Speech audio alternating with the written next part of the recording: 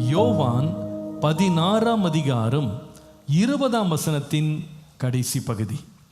நீங்கள் துக்கப்படுவீர்கள், ஆனாலும் உங்கள் துக்கம் சந்தோஷமாய் மாறும். நம்முடைய எல்லாருடைய வாழ்க்கையிலேயும் துக்கம் என்பது தவிர்க்கப்பட முடியாத ஒன்று. துக்கத்திற்கு விதிவிலக்கு யாருமே கிடையாது. எல்லா மனுஷருடைய வாழ்க்கையிலேயும் கடந்து போகிற ஒரு உணர்வு அல்லது ஒரு நிலை என்னவென்றால் துக்கம், துக்கத்தின் பாதை. நம்முடைய இரட்சகராக இயேசு கிறிஸ்து கூட இந்த துக்கத்தின் வழியாக தான் போனார். அவர் துக்கம் உடையவராய் இருந்தார் என்று ஏசாயா 53ஆம் அதிகாரத்தில் படிக்கிறோம். நம்முடைய துக்கங்களையெல்லாம் தன்மேல் ஏற்றுக்கொண்டார் என்று சொல்லி நாம் வாசிக்கிறோம். துக்கம் என்பது தவிர்க்கப்பட முடியாத ஒரு காரியம். நம்முடைய வாழ்க்கையில் நடக்கும் சில விரும்பாத சம்பவங்கள், நம்ம எதிர்பாராத சம்பவங்கள், நடக்கிற இழப்புகள், ஏமாற்றங்கள் என்று பல காரணங்களால் துக்கம் நம்முடைய வாழ்க்கையிலே வருகிறது. இன்றைக்கு இந்த துக்கத்தை குறித்து நான் பேசி இன்றைக்கு ஆண்டவர் எப்படி நம்முடைய துக்கத்தை சந்தோஷமாய் மாற்ற முடியும் என்று கவனிக்க போகிறோம். இன்றைக்கு செய்தியின் தலைப்பு கிரீஃப் டு கிளாட்னஸ். துக்கம் சந்தோஷமாய் மாறும். Grief to gladness. நம்முடைய வாழ்க்கை துக்கத்தில் ஆரம்பித்திருந்தாலும் தேவன் முடிவை சந்தோஷமாய் மாற்ற தேவன் வல்லவராக இருக்கிறார். ஆரம்பத்தில் இந்த துக்கத்தை குறித்து நாம் கவனிக்கிறதுக்கு முன்னால் துக்கத்தை வெளிப்படுத்தும் 7 முறைகள் என்று நம்ம ஒன்று கவனிக்க போகிறோம். 7 expressions of grief in the Bible. வேதத்திலே துக்கத்தை வெளிப்படுத்தும் 7 முறைகள். எழுதுங்க, 7 expressions of grief. வேதத்தில் பார்க்கிற முதலாவது காரியம் எழுதுங்க, ஃபீலிங் எம்டி அண்ட் நம்ப். வெறுமையாகவும் உணர்வற்றவர்களாகவும் இருப்பது போல ஒரு உணர்வை துக்கம் நமக்கு கொடுக்கும். எழுதுங்கள், வெறுமையான ஒரு உணர்வு, உணர்வே இல்லாதது போல ஒரு உணர்வு, இது துக்கம் நம்ம வாழ்க்கையில் கொண்டு வரும். Feeling empty and நம்ப்.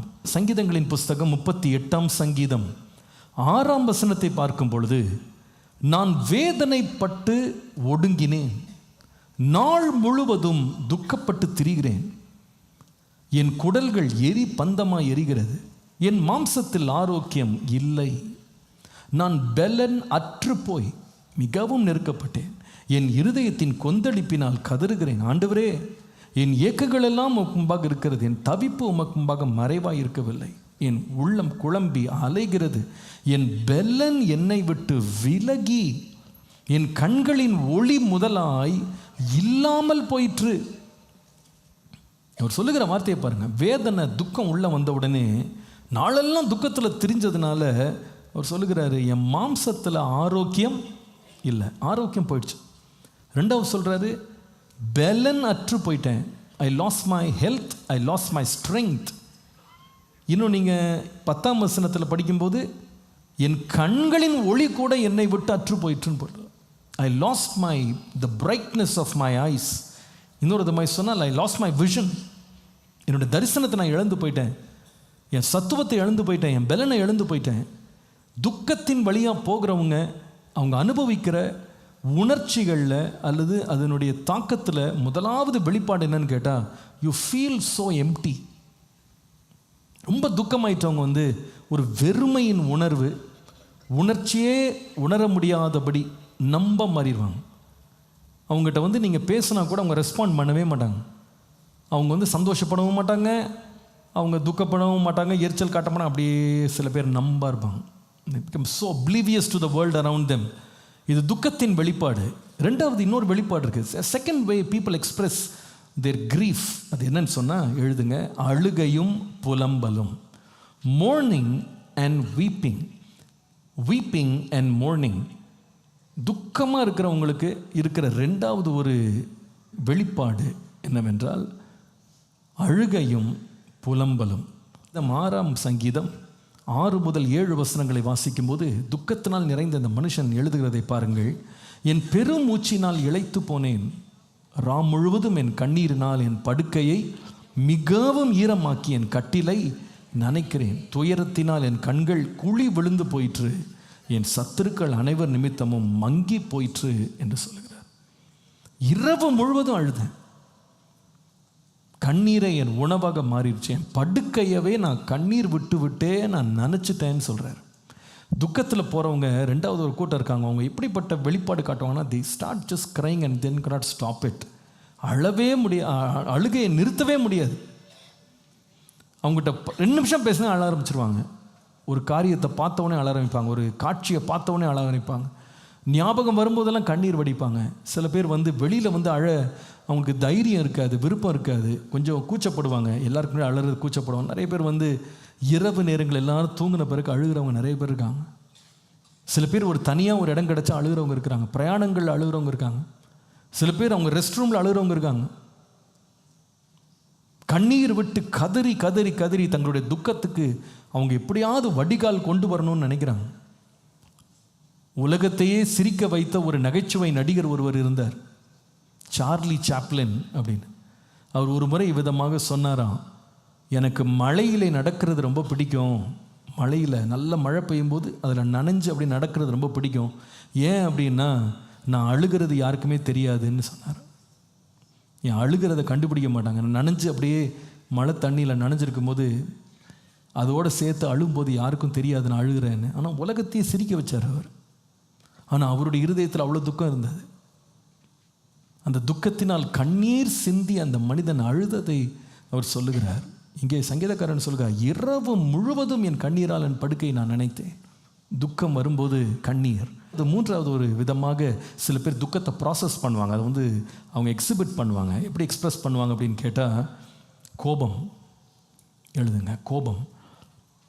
அதாவது சூழ்நிலையை பார்த்து கோபம், மனிதர்களை பார்த்து கோபம், அல்லது பொதுவான எந்த நிகழ்வுகளை பார்த்தும் ஒரு கோபத்திலேயே இருப்பாங்க. they always express themselves in anger. ஒரு எரி நெருப்பை போல் அவங்க இருப்பாங்க, தணலை போல எப்பொழுதுமே எரிந்து கொண்டே இருப்பாங்க, ஒரு சூளையை போல எரிந்து கொண்டே இருப்பாங்க. அவங்ககிட்ட யாராவது ஒரு சின்ன கேள்வி கேட்டால் வீட்டையே பற்றி எறிகிறது போல ஒரு வார்த்தையை சொல்லி கோப கணைகளால் கோபத்தை வெளிப்படுத்துவாங்க. அவர்களிடத்தில் நார்மல் கான்வர்சேஷன் வைக்கவே முடியாது. தேர் ஆல்வேஸ் ஆங்க்ரி. ஏன் இவ்வளோ கோபமாக இருக்கிறாங்கன்னு ஆழமாக போய் ஆராய்ஞ்சு பார்த்தா அந்த கோபத்துக்கு பின்னணியில் ஒரு ஆழ்ந்த துக்கம் இருக்கும்.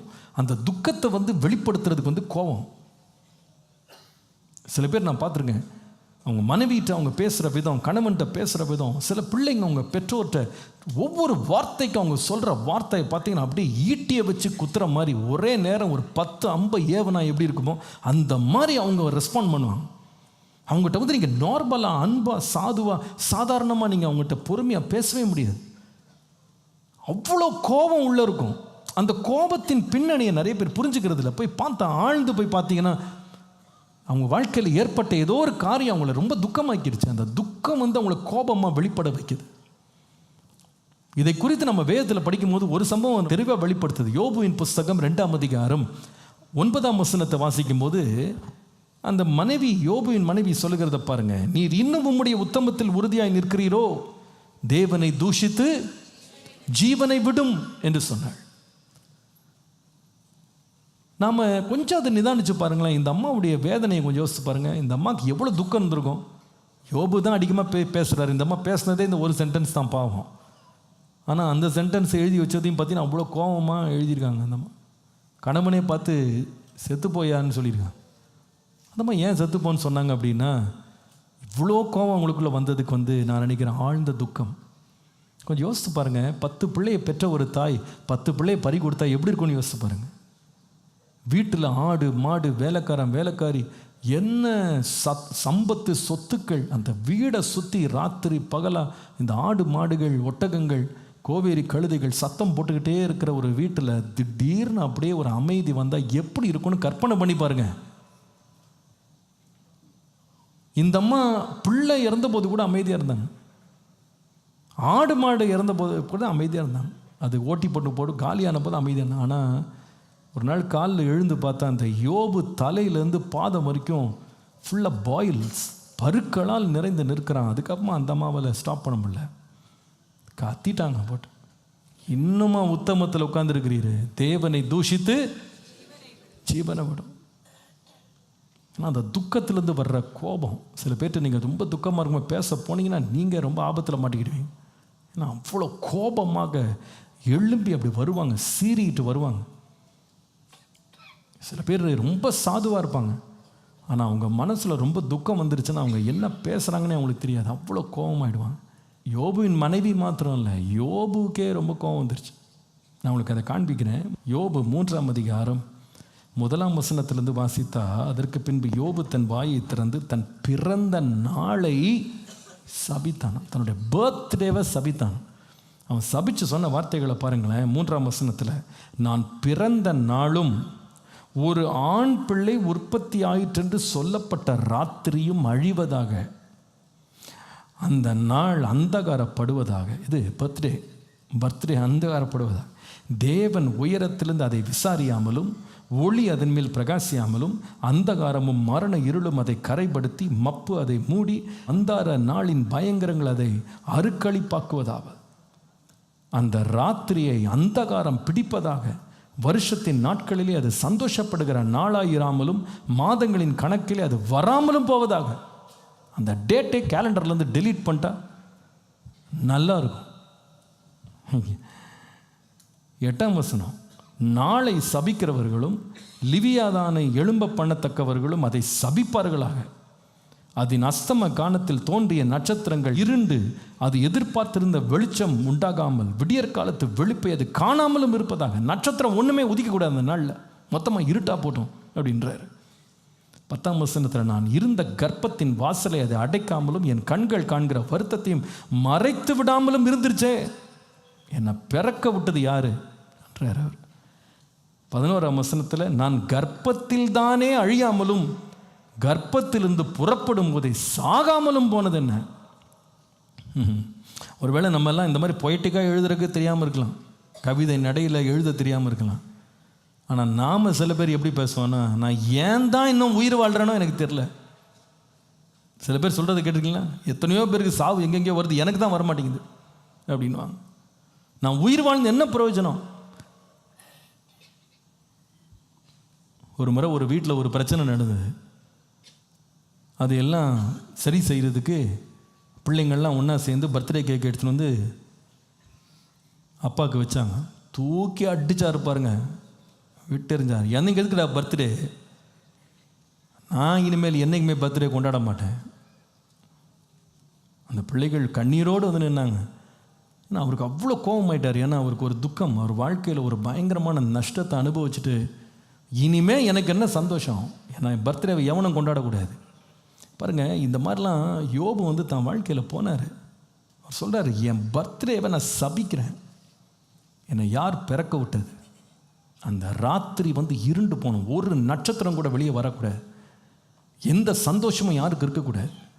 அப்படி பர்த்டேவை சபிக்க. ஏன்னா அந்த வார்த்தைகள்லாம் ஏன் அப்படி வெளியே வந்ததுன்னு கேட்டால், அவ்வளவு கிரீஃப் உள்ள, அவ்வளோ துக்கம் அந்த இருதயத்தில் இருந்த வேதனையில், பிறந்த நாளை ஏன் பிறந்தேன் அப்படின்ற அளவுக்கு அவங்களுக்குள்ள துக்கம் வந்ததை பார்க்குறோம். 4வது, இந்த துக்கம் வந்து வெளிப்படுகிற இன்னொரு வெளிப்பாடு என்னென்னா கில்ட்.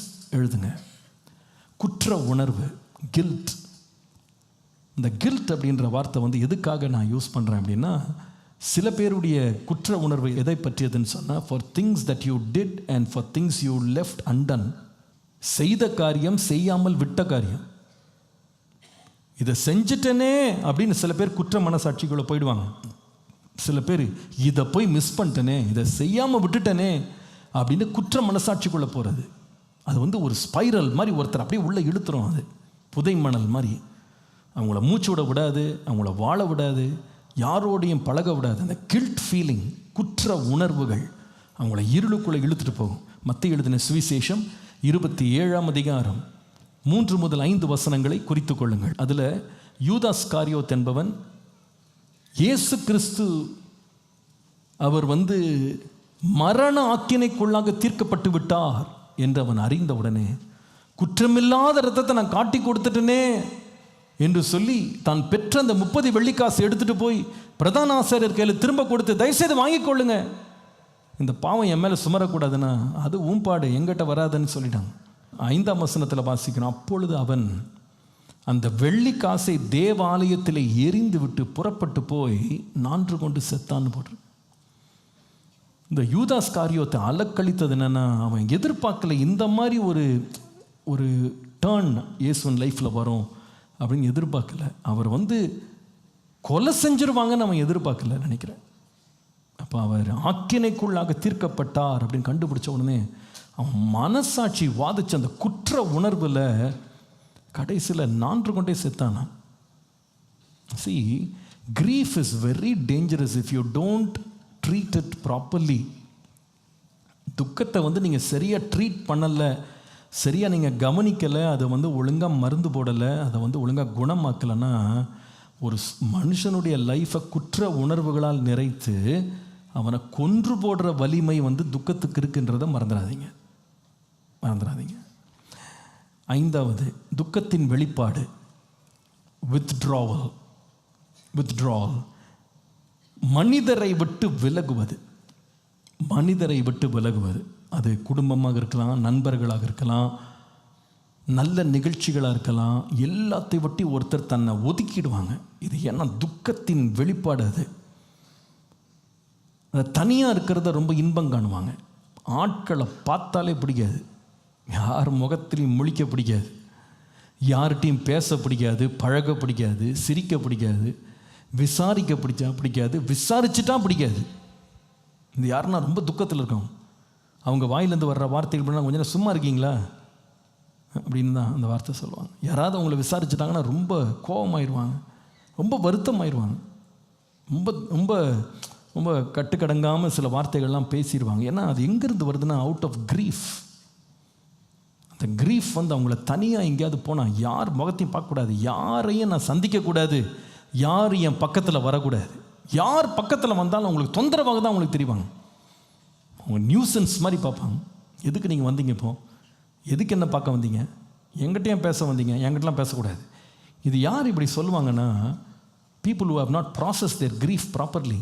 தங்களுடைய துக்கத்தை சரியாக கையாளாதவங்க மனிதர்கள் தங்கள் பக்கத்திலே வருவதை விரும்பவே மாட்டாங்க, தனிமைப்படுத்துவாங்க. இவங்க எப்படின்னா ஒரு விசேஷ நிகழ்ச்சிகளுக்கு எங்கேயாவது போகிறதே தவிர்ப்பாங்க. முதல்ல கார்டு கொடுத்தா கூட வீட்டில் அத்தனை பேர் போவாங்க, இவங்க போக மாட்டாங்க. ஏதாவது ஒரு சாக்கு போக்கு சொல்லிட்டு நான் வரல அப்படின்னு சொல்லுவாங்க. எனக்கு அது வேண்டாம், நான் வரல, நீங்கள்லாம் போங்க, நான் வரல அப்படின்வாங்க. ரொம்ப கட்டாயப்படுத்தி அந்த ஆட்கள் அந்த இடத்துக்கு கொண்டு போயிட்டா அந்த இடத்துல செத்த பணம் மாதிரி உட்காந்துருப்பாங்க. எங்கேயாவது ஒரு மூலையில் போய் அப்படியே உட்காந்துருப்பாங்க. அதுக்கப்புறமா சாப்பிட போகலாமான்னு கேட்டால் நீங்கள்லாம் சாப்பிடுங்க, எனக்கு பசிக்கல, I don't want to eat. அவங்க எல்லாரோடையும் சிரித்து பேசுகிறத பார்த்தாலே எரிச்சல் ஆயிடுவாங்க. சில பேர் பார்த்துருக்கீங்களா, அந்த மாதிரி சண்டைகள்லாம் வரும்போது நிறைய கதைகள் நமக்கு தெரியும். அப்போ சொல்லுவாங்க, பாஸ்டர் நாங்கள் 4 பேர் சும்மா சிரிச்சிட்டு இருந்தோம் பாஸ்டர், நானும் என் பிள்ளைங்களும் சிரிச்சிட்டு இருந்தோம், போட்டார் பாருங்க ஒரு போடு, எதுக்கிட்ட சிரிச்சிட்டு இருக்கீங்க எல்லாரும், சத்தமே வரக்கூடாது வீட்டுக்குள்ளே அப்படின்னு. எதுக்குன்னே உங்களுக்கு புரியலை. என்னன்னு கேட்டால் அவருக்கு ஒரு நஷ்டம், அவருக்கு ஒரு துக்கம். அதனால் ஒரு சிரிப்பு சத்தத்தை கேட்ட உடனே அவளுக்கு அவ்வளோ எரிச்சல் ஆகிட்டார். என்னை யாரும் டிஸ்டர்ப் பண்ணக்கூடாது, என் சத்தம் எந்த சத்தமும் என் காதில் கேட்டக்கூடாது. அந்த லூக்கா 15ஆம் அதிகாரத்தில் இளைய குமாரன் வெளியே போய் எல்லா பணத்தையும் நஷ்டமாக்கி நாசமாக்கி வெறுங்கையாக நிற்கும்போது அப்பா அவனை ஏற்றுக்கொண்டு அவனுக்கு விருந்து பண்ணி வஸ்திரம் போட்டு மோதிரம் கொடுத்து பாதரட்சை போட்டு கீத வாத்தியங்களும் நடன சத்தமும் கேட்டதை பார்த்த உடனே மூத்த சகோதரன் எப்படி இருந்த சந்தோஷமாக இருந்தா? எரிச்சல் ஆகிட்டான். எப்படி அவனுக்கு நீங்கள் அந்த கொண்டாட்டத்தை வச்சிங்க, எனக்குன்னு வச்சுருந்த கொளுத்த கன்றை கொண்டு போய் அவனுக்கு அடிச்சிங்களே. அந்த துக்கம் எல்லாரோட சந்தோஷப்படலாம், வா வான்னு கூப்பிட்டா வரமாட்டேன்னு வெளியே நின்னான். he never wanted to join the party. இன்றைக்கு சில பேர் when you don't process your grief properly, you cannot mingle with the crowd. உங்களால் மற்றவங்களோட நீங்கள் பழகவே முடியாதுங்க, யாரோடையும் உட்கார முடியாது, யாரோடையும் பேச முடியாது. நம்மையே தனிமைப்படுத்திக்கிட்டு போய் ஒரு இடத்துல போய் நம்மளையே நம்ம ஒதுக்கி கொள்ளுவோம், கொண்டாட்டங்களில் பங்கெடுக்க மாட்டோம். என்னடா துக்கம் அப்படிப்படுது. 1 ராஜாக்கள் 19ஆம் அதிகாரம் 4ஆம் வசனத்தில் எலியா என்கிற பெரிய தீர்க்கதரிசி வானத்திலிருந்து அக்கினியை கொண்டு வந்து பாகால் தீர்க்கதரிசிலாம் கொன்று போட்டு இஸ்ரவேலில் ஒரு பெரிய எழுப்புதலை உண்டாக்கினார். ஆனால் பாகால் தீர்க்கதரிசிகள் கொல்லப்பட்டார்கள் அப்படின்ற செய்தி ஏசபேல் ராணிக்கு சென்றபோது அவள் சொல்லுகிறாள், நாளைய தினம் இந்த நேரத்துக்குள்ள உன்னை நான் கொன்று போடலைன்னா பாருன்னா. அவ்வளோதான். இவருக்கு ரொம்ப எம்பாரஸ்மெண்ட் ஆகிடுச்சு.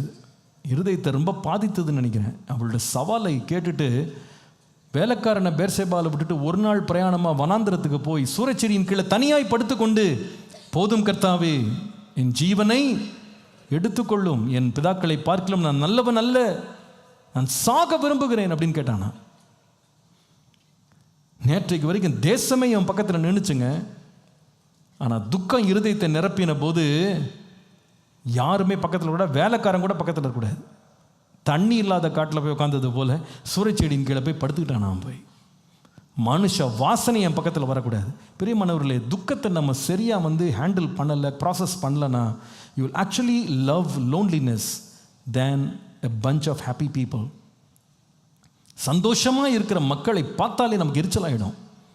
கூட்டத்தை பார்த்தாலே எரிச்சலாகிடும். எங்கேயாவது தனியாக போயிட்டு எங்கேயாவது ஓடி ஒளிச்சா நல்லாயிருக்கும் அப்படின்ற மாதிரி இருக்கும். சங்கீதக்காரன் கூட அதை சொல்லுவார், எனக்கு மட்டும் பறவைகளைப் போல சிறகு இருந்தால் பறந்து வனாந்திரத்துக்கு போயிடுவேன்னு சொன்னார். துக்கம் பயங்கரமானதுங்க. நம்மளை யாரோடையும் சேர விடாது. எங்கேயாவது தனிமைப்படுத்தி நம்மளை கொண்டு போய் நம்மை வதைக்கிற பவர் துக்கத்துக்கு உண்டு. ஆறாவது, துக்கம் எப்படி வெளிப்பாடு காண்பிக்கும்? How does it reveal itself or how does it express itself? It expresses in difficulty in focusing. ஒரு காரியத்தில் கவனம் செலுத்துவதை குறைக்கிற வலிமை துக்கத்திற்கு உண்டு. கவனக்குறைவு, difficulty in focusing, difficulty in the ability to focus. அது வேலையாக இருக்கலாம், அது கொடுக்கப்பட்ட உத்தரவாதமாக இருக்கலாம், எடுக்கிற தீர்மானங்களாக இருக்கலாம். ஃபோக்கஸே பண்ண முடியாது. ஏன்னா துக்கம் நம்முடைய இருதயத்தை மேகம் போல் அப்படியே க்ளவுட் பண்ணிடும். அப்படியே மொத்தமாக அது மழுங்கி போக பண்ணும். Gives you lot of difficulty. துக்கத்தினால் நிறைந்தவங்க காரியங்களை மனசில் மனப்பாடம் பண்ணுறது ரொம்ப கஷ்டம். பேசும்போது கவனிக்கிறது ரொம்ப கஷ்டம். அவங்க சரியான தெளிவான நல்ல ஆக்கப்பூர்வமான தீர்மானங்களை எடுக்கிறதுக்கு ரொம்ப கஷ்டப்படுவாங்க. ஏன்னா அந்த துக்கம் அவங்க இமோஷன்ஸை டோட்டலாக ஓவர்லோட் பண்ணிடும். அதுக்கப்புறம் அவங்களால கவனம் செலுத்தவே முடியாது. நம்ம ஒன்று பேசிகிட்டே இருப்போம், அவங்க எங்கேயோ இருப்பாங்க, அவங்க கவனிக்க மாட்டாங்க. ஏன்னா they are already overloaded with sorrow, grief. துக்கத்தினால் நிறைந்து கவனம் இல்லை. ஒரு முறை அப்பா சொன்ன ஒரு சம்பவம் ஞாபகம் இருக்குது. ஒரு முறை அப்பா மளிகை கடையில் வேலை செய்து கொண்டிருந்த போது அந்த கடையில் நின்றுட்டு பார்த்துட்ருக்காங்க. எதிரில் ரெகுலராக அந்த கடைக்கு வாடிக்கையாளராக ஒருத்தர் வருவாராம். அந்த வாடிக்கையாளர் இவங்க கடை இந்த பக்கம் இருக்குன்னா ரோட்டுக்கு அந்த பக்கத்துலேருந்து இவர் கடையை நோக்கி அப்படியே நடந்து வர்றாராம். வரும்போது கையில் ஒரு பேப்பர் அப்படியே கிழிச்சு போட்டே கடை பக்கம் வர்றாராம். பக்கத்தில் வரும்போது எங்கள் அப்பா பார்த்துட்டு அசந்து போய், அண்ணாச்சி என்ன பண்ணுறீங்கன்னு கேட்டாராம். அப்போ தான் அவர் கையை பார்த்தாரு. அவர் கையில் என்ன பண்ணாருன்னா, அந்த கடையில் சாமான் வாங்குற கொண்டு அந்த காசை கிழிச்சுக்கிட்டே வந்திருக்காரு. சொந்த கையால் காசை கிழிச்சு போட்டே வராராம் ரோட்டில். அவர் என்ன செய்கிறேன்னு கூட அவரால் கவனிக்க முடியல. ஏன்னா அந்த மனுஷன் அவ்வளோ துக்கத்தில் இருந்தார். அந்த நேரத்தில் அந்த ஸ்ட்ரெஸ்ஸில் என்ன பண்ணுறேன்னு கூட தெரியல. துக்கம் ரொம்ப கொடுமையானதுங்க. It will just muzzle your concentration. சரியான தீர்மானங்கள் எடுக்க விடாது அது. சங்கீதம் 73 சங்கீதம் 21 முதல் 22 பாருங்க. இப்படியாக என் மனம் கசந்தது, என் உள்ளந்திரியங்களில் குத்துண்டேன். 22 வசனம், நான் காரியம் அறியாத மூடனானேன், உமக்கு முன்பாக மிருகம் போல இருந்தேன்னு சொல்றார். முட்டாள் மாதிரி ஆயிட்டேன் நான் சொல்கிறாரு. கடைசியில் மிருகம் மாதிரி ஆயிட்டேங்க. ஏன்னா இருதயம் குத்துண்டு வேதனைப்பட்டதுனால almost became an animal. I became senseless. I became foolish. I couldn't decide. எல்லாம் மழுங்கி போச்சு, மங்கி போச்சு. தாவீதுக்கு இந்த அனுபவங்கள் வந்தது. துக்கம் கொடுமையானது. ஏழாவது, ஏன் துக்கம் கொடுமையானதுன்னா, அது வெளிப்பாடுகள் கடைசியான வெளிப்பாடுனா, grief can begin questioning faith. துக்கம் ஒருவனை தன்னுடைய விசுவாசத்தையே கேள்வி கேட்க வைக்கும். விசுவாசத்தையே கேள்விக்குறியாக்கிவிடும். எதற்காக நான் விசுவாசத்தில் இருக்கணும்? எதற்காக நான் தேவனை தேடணும்? எதற்கு இந்த பாதையில் நான் தொடரணும்? இன்னும் சொல்ல போனால், எதுக்கு நான் சர்ச்சுக்கு வரணும்? எதுக்கு நான் ஜெபம் பண்ணணும்? எதுக்கு பைபிள் வாசிக்கணும்? எதுக்கு கர்த்தரை தேடணும்? எதுக்கு கர்த்தருக்காக காத்திருக்கணும்? எதுக்கு இந்த விசுவாச ஓட்டத்தில் தொடர்ந்து ஓடணும்? எனக்கு தேவையில்லை. Big questions of faith begins to rise when you are very very stressed out with grief. துக்கங்கள் நம்முடைய விசுவாசத்தையே கேள்விக்குறியாக மாற்றிவிடும். யோபு 23ஆம் அதிகாரம் 8 முதல் 9 வசனங்களை வாசிக்கும் போது, நான் முன்னாக போனாலும் அவர் இல்லை, பின்னாக போனாலும் அவரை காணேன். இடது புறத்தில் அவர் கிரியை செய்தாலும் அவரை காணேன், வலது புறத்திலும் நான் அவரை காணாதபடிக்கு ஒளித்திருக்கிறார். கிரியையெல்லாம் நடக்குதுங்க, எனக்கு ஆண்டவரை பார்க்க முடியல. என் விசுவாச ஜீவியமே ஒரு கேள்விக்குறியா மாறிடுச்சு. எத்தனையோ பேர் தங்களுடைய வாழ்க்கையில் துக்கத்தின் ஆழத்தில் வந்து விசுவாசத்தை விட்டு விலகிறவங்க நிறைய பேர் இருக்காங்க. தங்கள் வாழ்க்கையில் ரொம்ப கிரீஃப் அவங்கள நிரப்பும் போது, இனிமே நான் ஆண்டவரை பின்பற்றவே மாட்டேன், எனக்கு அந்த கடவுள் வேண்டாம், இயேசு எனக்கு வேண்டாம் என்று வாக் அவுட் பண்ணவங்க நிறைய பேர் இருக்காங்க. Because your faith begins to become questionable. நான் விசுவாசித்து என்ன பிரயோஜனம்? நான் ஜெபித்து என்ன பிரயோஜனம்? ஏராளமான கேள்விகள், தேவனை குறித்து கேள்விகள் உள்ளந்து எழும்பும். துக்கத்திலிருந்து அது வர்ற காரியம். we have to understand that. சங்கீதக்காரன் ஆண்டவரை பார்த்து, ஆண்டவரே நீர் எங்கே போனீர்? உம்மை நான் பார்க்க முடியல என்று சொன்னார். என் தேவனே, என் தேவனே, ஏன் என்னை கைவிட்டீர்? எங்கே போனீங்க ஆண்டவரே? எங்கே ஒழிச்சுக்கிட்டீங்க? எங்கே திரும்பினாலும் உங்களை நான் பார்க்க முடியல. என் லைஃபே ஒரு மிராஜ் மாதிரி மாறிடுச்சு. அது it's like smoke and mirrors. I am not able to see anything clearly. எதுவுமே தெளிவாக தெரியல. இது எப்போ? நான் துக்கத்தின் வேளையில். எத்தனை பேர் இந்த மாதிரி இந்த 7 காரியத்தில் ஒரு ஃபீலிங்லையாகிலும் நீங்கள் எக்ஸ்பிரஷன் உங்கள் வாழ்க்கையில் வந்திருக்குன்னு எனக்கு தெரியல. இந்த மாதிரி சூழ்நிலைகளில் நம்ம வாழ்க்கையில் எப்பயாவது நம்ம ருசித்து வந்திருப்போம். அப்படியே வெறுமையாக உணர்கிற ஒரு உணர்வே இல்லாத ஒரு நிலை, அழுது புலம்பணும் போல தோணுது, அழுகிறேன், புலம்பிக் கொண்டே இருக்கிறேன். 3வது, எதை பார்த்தாலும் யாரை பார்த்தாலும் கட்டுக்கடங்காத கோபம் எனக்குள்ள எழும்புகிறது. அடுத்தது, குற்ற மனசாட்சி, குற்ற உணர்வுகள் எனக்குள்ள எப்பவுமே என்னை போட்டு கசக்கி பிழியுது. 5வது, எல்லாரை விட்டு எங்கேயாவது விலகி ஓடிடலான் இருக்கேன். யாரை பார்த்தாலும் எனக்கு பிடிக்கலை, எனக்கு கூட்டத்தை பார்த்தாலே பிடிக்கலை, என்னுடைய அப்பாவை பார்த்தா பிடிக்கலை, எங்கள் அம்மாவை பார்த்தா பிடிக்கலை, என் மனைவியை பார்த்தா பிடிக்கலை, என் கணவனை பார்த்தா பிடிக்கலை, எனக்கு குடும்பத்தை பார்த்தா எனக்கு வெறுப்பாக இருக்குது, எங்கேயாவது தனியாக போயிடலான் இருக்கேன், எனக்கு கூட்டமே எனக்கு ரொம்ப வருத்தமாக இருக்குது. 6வது, என்னால் ஃபோக்கஸ் பண்ண முடியலை, என்னால் கவனம் செலுத்த முடியலை, எதையுமே நிதானித்து முடிவெடுக்க முடியலை. இந்த மாதிரி ஒரு ஸ்ட்ரெஸ் என் லைஃப்பில் ரொம்ப இன்க்ரீஸ் ஆகிடுச்சு. 7வது, என் விசுவாசமே தளர்ந்து போச்சு. நான் இவ்வளோ நாள் வச்சுருந்த நம்பிக்கையே இப்போ கேள்விக்குறியாக மாறிடுச்சு. இந்த 7 காரியங்கள், இந்த உணர்வுகள் உங்களுக்கு வந்திருக்குமானா? சில பேர் நினைக்கிறாங்க பிசாசு போராட்டம் பாஸ்டர். நான் சொல்கிறேன், பிசாசு போராட்டம் நீங்கள் சோதிக்கிறதுக்கு முன்னாடி ஒரு போராட்டத்தை சோதிச்சு பாருங்கள். ஏதாவது ஒரு துக்கத்தை என் வாழ்க்கையில் ரொம்ப ஆழமாக நீண்ட நாளாக என் வாழ்க்கையில் ஹீல் பண்ணாமல் நான் வச்சுருக்கிறேன்னா? என் வாழ்க்கையில் நடந்த ஒரு சம்பவம் எனக்குள்ள துக்கத்தை கொண்டு வந்தேன். துக்கத்தை நான் ஃப்ளஷ் பண்ணாமல், நான் அதுலேருந்து விடுபடாமல், அது ஒரு தோல்வியாக இருக்கலாம், ஒரு ஏமாற்றமாக இருக்கலாம், யாராவது நம்மளை புண்படுத்தினதாக இருக்கலாம், காயப்படுத்தினதாக இருக்கலாம், நம்ம வாழ்க்கை ஒரு நஷ்டமாக இருக்கலாம், ஏதோ ஒரு ஏமாற்றமாக இருக்கலாம், ஒரு துக்கமான ஒரு மோசமான ஒரு சம்பவம் நம்ம லைஃப்பில் நடந்திருக்கலாம், தவறு நடந்திருக்கலாம். அதுக்கப்புறமா நீங்கள் ரொம்ப துக்கமானதை நீங்கள் சரியாக டீல் பண்ணாமல், அது பரவாயில்ல அப்படின்னு சொல்லிட்டு அந்த துக்கத்திலே நீங்கள் வாழ்ந்து தொடர்ந்து போயிட்டு இருந்தீங்கன்னா, இந்த 7 ஆஃப்டர் மாத், இந்த 7 கிரியைகள், ஏதாவது ஒரு கிரியை நம்ம வாழ்க்கையை மேற்கொள்ள ஆரம்பிச்சிடும். ஆனால் இன்றைக்கு காலையில் நமக்கு ஒரு பெரிய நல்ல செய்தி இருக்குது. நீங்கள் துக்கப்படுவீர்கள், ஆனாலும் உங்கள் துக்கம் சந்தோஷமாய் மாறும். நம்முடைய ஆண்டவர் இந்த மாதத்துக்கு கொடுக்குற வாக்குத்தத்தம் இதுதான். உங்கள் துக்கம் சந்தோஷமாக மாறும். துக்கத்திற்கு 7 வகையான வெளிப்பாடுகள் உங்கள் வாழ்க்கையில் நீங்கள் பார்த்துருக்கலாம். ஆனால் தேவனுடைய ஆவியானவர் துக்கத்தை சந்தோஷப்படுத்த வல்லவராக இருக்கிறார். கர்த்தரால் மீட்கப்பட்டவர்கள் ஆனந்த களிப்புடன் பாடி சீயோனுக்கு வருவார்கள். நித்திய மகிழ்ச்சி அவர்கள் தலையின் மேல் இருக்கும். சந்தோஷமும் மகிழ்ச்சியும் அடைவார்கள்.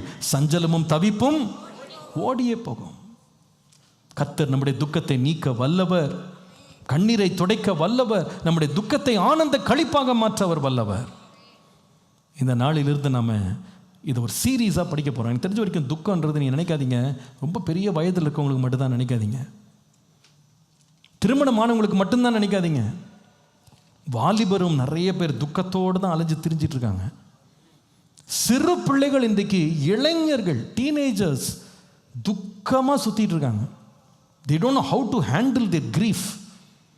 சில பேர் நான் சொல்கிறதை கேட்டிருக்கேன், என்னுடைய டீச்சர் என்னை பற்றி சொன்ன ஒரு வார்த்தை என்னை பாதித்ததுனால அடுத்த 10 வருஷம் என்னால் படிக்க முடியலன்னு சொன்னவங்க இருக்கிறாங்க. என்னுடைய ஃப்ரெண்ட்ஸ் சேர்ந்து என்னை கிண்டல் பண்ணி என்னை பரிகாசம் பண்ணதுனால அந்த ஒரு துக்கம் என் மனசுக்குள்ளே வந்து அந்த வெட்கம் வந்து துக்கமாக மாறி கடைசியில் அதுலேருந்து நான் வெளியே வராததுனால இப்போ நான் கூட்டத்துக்கே வெளியே வர்றது கிடையாது. எனக்குள்ள லோ செல்ஃப் எஸ்டீம் வந்துருச்சுன்னு சொல்கிற பிள்ளைங்க இருக்காங்க. they are always sad, they are always walking in grief. இந்த வெளிப்பாடுகள் வந்து நம்ம வாழ்க்கையில் பல விதங்களில் வெளியே வரும். அதை வந்து நம்ம சரியாக கையாளுறதுக்கு தேவ கிருபையை நம்ம பெறணும். என்னுடைய இருதயத்தில் ஆண்டவர் ஒரு சில வாரங்கள் இதை பற்றி நம்ம பேசணும் அப்படின்னு கர்த்தரினோடு இடைப்பட்டார். இந்த செய்தியின் தலைப்பு துக்கத்திலிருந்து சந்தோஷம், grief to gladness அப்படின்ற செய்தியின் தலைப்பில் இன்றைக்கு முதல் பகுதி என்ன படிக்க போகிறோம் அப்படின்னா, handling grief caused by denials.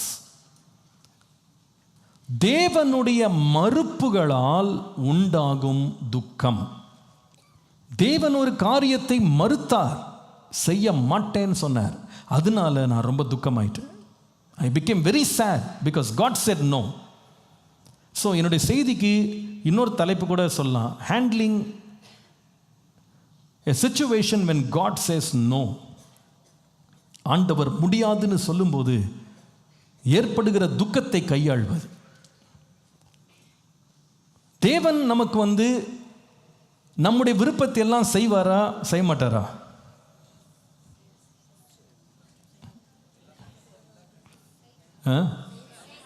பொதுவாக நம்ம எந்த மாதிரி வார்த்தைகள் ரொம்ப விரும்புகிறோம் அப்படின்னா, கேளுங்கள் கொடுக்கப்படும், தட்டுங்கள் திறக்கப்படும், தேடுங்கள் கண்டடைவீர்கள், கேட்கிற எவனும் பெற்றுக்கொள்ளுகிறான்.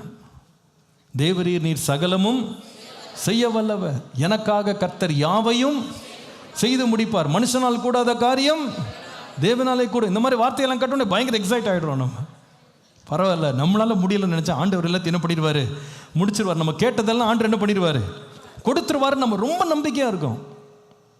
ஆனால் அநேக வேளையில் இவ்வளோலாம் விசுவாசமாக பேசி நல்ல பாட்டு பாடி உற்சாகமாகி வீட்டுக்கு போனால், வேலைக்கு போனால் ஜெபம் பண்ண ஜெபம் கேட்கப்படலை. அப்போ தான் இடி விழும். என்ன, நான் இவ்வளோ விசுவாசமாக இருந்தேன், இவ்வளோ நம்பிக்கையாக இருந்தேன், இவ்வளோ காத்திருந்தேன், இவ்வளோ பொறுமையாக இருந்தேன், இப்படி கர்த்தர் செய்யாமல் போயிட்டாரு. இதில் வர நான் சாட்சியெல்லாம் அவர் சொல்லிட்டு வந்துட்டேன், நான் ஜெபம் பண்ணியிருக்கேன் பாருங்கள், அடுத்த வாரம் எனக்கு வருது பாருங்கள் ரிசல்ட்டுன்னு பார்த்தா ரிசல்ட் வேறு மாதிரி வந்துடுச்சு. So we don't know how to handle this. இது என்ன, இது தேவரீர் சகலமும் செய்ய வல்லவர் நான் நினச்சிட்டு இருந்தேன், இது செய்யாமல் போயிட்டாரே. This is where we go wrong. இதில் தான் நம்ம தவறு செய்கிறோம். என்ன தெரியுமா, தேவனுடைய தன்மையை நம்ம சரியாக புரிந்து கொள்ளாமல் நம்ம தவறு செய்கிறோம். பொதுவாக நம்ம தேவரீர் சகலமும் செய்ய வல்லவர் அப்படின்னா நம்ம அதை எப்படி புரிந்து கொள்கிறோம் அப்படின்னா, நான் நினச்சதெல்லாம் அவர் செய்வார் அப்படின்னு நினைக்கிறோம். பட் தேவரீர் சகலமும் செய்ய வல்லவர் என்ற வார்த்தையில் உள்ள என்ன அடங்கியிருக்குன்னா, அவர் நான் நினச்சதையும் செய்வார், நான் நினைக்காதையும் செய்வார், எனக்கு பிடிச்சதையும் செய்வார், எனக்கு பிடிக்காததையும் அவர் செய்வார், நான் கேட்டதையும் செய்வார், நான் கேட்காததையும் செய்வார், நான் வேணும்னதையும் கொடுப்பாரு, வேணான்னதையும் கொடுப்பார். அதுதான் தேவன். நம்முடைய தேவன் சர்வ வல்லமை உள்ளவர் அப்படின்னு நீங்கள் விசுவாசிப்பீங்களான்னா, you have to understand the spectrum is wide open. நாம் பொதுவாக என்ன நினைக்கிறோன்னா, தேவன் ஒரு காரியத்தை செய்யணும்னா இந்த குறிப்பிட்ட காரியம் நான் கேட்டபடி நான் நினச்சபடி நடந்துடணும் அப்படின்னு நம்ம வந்து தீவிரமாக வேலை செய்கிறோம். ஆனால் நிறைய வேலை அப்படி நடக்கிறது கிடையாது. அந்த நேரத்தில் நம்ம எதை மறந்துடுறோம் அப்படின்னா, என் தேவனாலே எல்லாம் கூடும் அப்படின்றத நம்ம தெரியாமலே சொல்லிக்கிட்டு இருக்கிறோன்றதை மறந்துடுறோம். நம்ம எல்லாம்னா என்ன, எல்லாம்னா என்னது, தேவனால் எல்லாம் கூடும்னு அர்த்தம் என்ன? அவர் உயிர்ப்பிக்கவும் வல்லவர், கொல்லவும் வல்லவர். யோபு சொல்லுகிறான், கர்த்தர் கொடுத்தார் நம்ம கொடுக்கறத கர்த்தர்னோ எடுத்தா பிசாசுன்றோம். பொதுவாக நம்ம அப்படி தானே சொல்கிறோம். கொடுத்தா கர்த்தர், எடுத்தா யாரு? பிசாசு.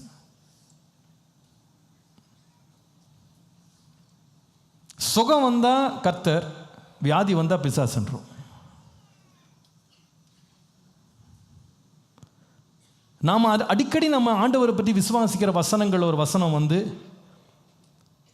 இதோ உனக்கு முன்பாக திறந்த வாசலை வைத்திருக்கிறேன், ஒருவனும் அதை என்ன செய்ய மாட்டான், பூட்ட மாட்டான். அதே வேதம் தான் வெளிப்படுத்தல் 3:7 வாசிங்க. தாவீதின் திறவுகோலை வைத்திருக்கிறவராக பிலதெல்பியா சபைக்கு தேவன் தன்னை வெளிப்படுத்தும் போது ஆண்டவர் சொல்லுகிற வார்த்தையை பாருங்க, ஒருவரும் திறக்கக்கூடாதபடி பூட்டுகிறவரும் ஒருவரும் பூட்டக்கூடாதபடி. ஆமாம், நம்ம ஃபஸ்ட்டு பார்ட்டை கரெக்டாக எடுத்துக்கணும். ஒருவரும் பூட்டக்கூடாதபடி ஆண்டவர் திறந்துருவார் பாஸ்டர். ஆமாம், ஆனால் சாவி அவர்கிட்ட தான் இருக்குது. சாவி வந்து திறக்கிறதுக்கு மட்டும் இல்லை, சாவி எதுக்குன்னு தான். ஆமாம், தேவரீர் சகலமும் செய்ய வல்லவர்னா திறக்கவும் செய்வார், பூட்டவும் செய்வார். ஆனால் நம்மளுக்கு எங்கே பிரச்சனை வருது அப்படின்னா, பூட்டுறாரு பாருங்க, அப்போ தான் பிரச்சனை. என்னங்க பூட்டிட்டு போயிட்டாரு, நான் தட்டிகிட்டே இருக்கேங்க, திறக்கிறத விட்டு பூட்டு போகிறாரு. வந்தார், தட்டிகிட்டே பார்த்தா அப்படி யாருன்னு சொல்லி பூட்டிட்டு போகிறாரு. அப்போ நம்மளுக்கு ஒரு மனசு துக்கமாயிடுது. என்னங்க இது, ஆண்டவர் ஏன் நம்ம சொல்கிறத கேட்க மாட்டேங்கிறாரு? ஏன்னா அவர் சர்வ வல்லவர். He gives, he takes away. He answers, he denies. He provides, he prohibits. எந்த கரம் கொடுக்குதோ அந்த கரம் எடுக்குது, எந்த கரம் திறக்குதோ அந்த கரமே தடுக்குது. அதான் தேவன். நீங்கள் அதை புரிந்து கொள்கிற வரைக்கும் உங்கள் வாழ்க்கையில் நடக்கிற சம்பவங்களில் நீங்கள் அதை ஹேண்டில் பண்ணுறது ரொம்ப பிரச்சனை வந்துடும் உங்களுக்குள்ள. நம்ம என்ன எதிர்பார்த்துட்டோம்னா, வாயை திறந்து நம்ம ஜோம் பண்ணிட்டோம்னா நம்ம கேட்டதெல்லாம் ஆண்டவர் செஞ்சிடணும். செய்வார், சகலமும் செய்வார். இன்னும் சொல்லப்போனால், நாம் வேண்டிக் கொள்வதற்கும் நாம் நினைப்பதற்கும் மிகவும் அதிகமாய் செய்ய வல்லவர் நம்முடைய தேவன்னு சொல்லியிருக்கு. ஆனால் there are many moments in life, நம்ம வாழ்க்கையில் ஒரு பெரிய லிஸ்ட் ஆஃப் unanswered prayers இருக்குது, தெரியும்ல. எத்தனையோ ஜபங்களை ஆண்டவர் கேட்காமலே வச்சுருக்காரு, எத்தனையோ கதவுகள் திறக்காமலே இருக்குது, அப்படியே மூடப்பட்ட கதவுகளாகவே இருக்குது. இப்போ நம்மளுக்கு கேட்குறோம், where is God in all this? ஏன் ஆண்டவர் கதவை திறக்கலை? ஏன் ஆண்டவர் கூப்பிடும்போது உனக்கு நான் செவி கொடுப்பேன்னு சொன்னார், கேட்காம உட்காந்தாருன்னா என்னங்க அர்த்தம்? அப்புறம் காது கேட்கலையா? இல்லை, காது கேட்குது. ஆனால் செயல்படுறதும் அவருடைய வல்லமை தான், செயல்படாமல் இருக்கிறதும் அவருடைய வல்லமை தான். இப்போ ஒருத்தர் வந்து நார்மலாக இருக்கிறார் அப்படின்னா, அவர் எழுந்தால் மட்டும் நார்மல் கிடையாது, உட்காந்தாலும் நார்மல் தான், இல்லையா?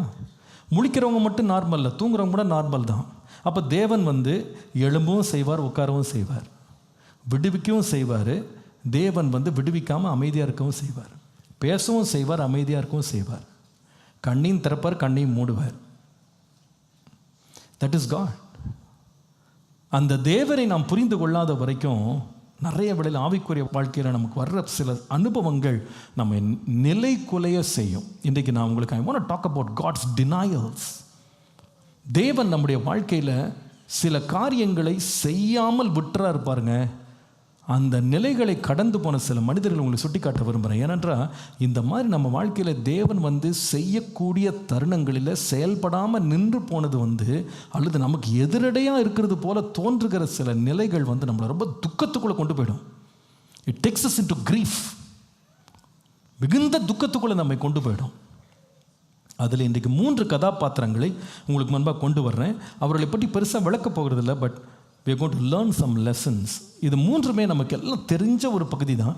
பட் இன்றைக்கு எப்படி ஆண்டவர் இவங்களுடைய விருப்பங்கள், ஜபங்கள், இவங்களுடைய நலன்களை எல்லாம் வந்து ஆண்டவர் தடுத்துறது போல தோற்றம் அளிக்கிற சம்பவங்களை உங்களுக்கு காண்பிக்கிறேன். அதில் முதலாவது கதாபாத்திரம் யாருன்னா, ஆதாம் ஏவாள். எழுதுங்க, ஆதாம் ஏவாள். தேவன் அவர்கள் வாழ்க்கையிலே தடுத்த காரியங்கள் அல்லது செவி கொடுக்காமல் போன காரியம்.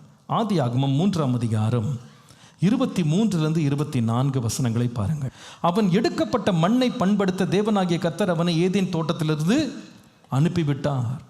அவர் மனுஷனை துரத்திவிட்டு ஜீவ விருட்சத்திற்கு போகும் வழியை காவல் செய்ய ஏதேன் தோட்டத்திற்கு கிழக்கே கேருபீன்களையும் வீசி கொண்டிருக்கிற சுடரொளி பட்டயத்தையும் வைத்தார் என்று பார்க்குறோம். என்ன செய்தாரா சொல்லுங்க? ஏதேன் தோட்டத்துக்கு போகிற பாதையில் கேருபீன்களையும் வீசி கொண்டிருக்க அல்லது எரிஞ்சிக்கிட்டு இருக்க சுடரொளி பட்டயத்தை ஆண்டவர் வச்சுட்டு உள்ளே வந்துடாதன்னு சொல்லி மனுஷனை வெளியே துரத்தி தோட்டத்துக்கு வெளியில் ஒரு காவல் பண்ணார். இந்த தோட்டம் என்ன தோட்டம் தெரியல உங்களுக்கு? ஆதியாகமம் 2:15 தேவனாகிய கர்த்தர் மனுஷனை ஏதேன் தோட்டத்தில் அழைத்து கொண்டு வந்து அதை பண்படுத்தவும் காக்கவும் வைத்தார். எந்த தேவன் ஒரு நாள் ஆதாமை சிருஷ்டித்து அவனை கொண்டு வந்து ஏதேன் தோட்டத்தில் வச்சு இதை நீ பண்படுத்திக்கோ, இதை காத்துக்கோ அப்படின்னு சொல்லி இவ்வளோ பெரிய உத்தரவாதத்தையும் பொறுப்பை அவன் கையில் கொடுத்து அவனை அவ்வளோ கனம் பண்ணி மகிமைப்படுத்தினாரோ, அதே ஆண்டவர் இப்போ என்ன செய்கிறாருன்னா, வெளியே போ, உள்ளே வந்துடாத அப்படின்னு கேட்டை பூட்டுறாராங்க. எப்படிங்க இருக்கும் அது? ஒரு நாள் என்ன சொன்னார் தெரியுமா? அந்த இடத்துல உட்கார வச்சுட்டு சொன்னார், இங்கே இருக்கிற அத்தனை மிருக ஜீவன்களையும், ஊரும் பிராணிகள், பறக்கும் பறவைகள் அத்தனையும் நீ ஆண்டு கொள்னார். You are the owner. நீ அத்தாரிட்டி எடுத்துக்கோ, எல்லாத்தையும் ஆண்டு கொள்ளும், கைக்குள்ளே கொண்டு வா அப்படின்னு அவ்வளோ பெரிய பதவியை கொடுத்துட்டு உள்ளே வந்துடாத நேரம் எப்படி இருக்குன்னு யோசித்து பாருங்க. எனக்கு நான் கொஞ்சம் சிந்திக்கிறேன். நான் என்னென்னா, ஆதாமை துரத்தினாருன்னா அந்த மிருகங்கள்லாம் உள்ளதான் இருந்துச்சு போல. தோட்டத்தில் எந்த மரமும் பட்டு போன மாதிரி தெரியல. அப்படின்னா அர்த்தம் என்னென்னா, எல்லாருக்கும் முன்னால் ஒரு பெரிய அவமானம். இவ்வளோ நாள் இவர் தான் அதிகாரியா, மந்திரியா, இவர் தான் ஆஃபீஸரா, இவர் தான் சூப்பர்வைசராக சுற்றிட்டு இருந்தார். இப்போ இவரை கொண்டு வெளியே விட்டாரன். உள்ளே வரவே முடியாதபடி கேருபீன்களை வச்சுட்டு போயிட்டார். நீங்கள் அந்த நிலைமை கொஞ்சம் யோசித்து பாருங்கள். நான் நிச்சயமாக நினைக்கிறேன் ஆதாம் கெஞ்சிருப்பான், ஒரு முறையாவது வந்துட்டு போகிறேன், இவ்வளோ நாள் நான் தங்கிட்டேன், வந்துட்டு போகிறேன்.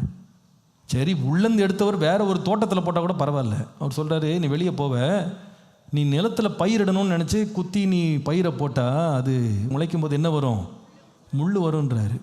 எப்படி இருக்கும்னு யோசித்து பாருங்களேன். இந்த வாழ்ந்து கட்ட வேண்டாங்க பாருங்கள், அந்த நிலைமை இது.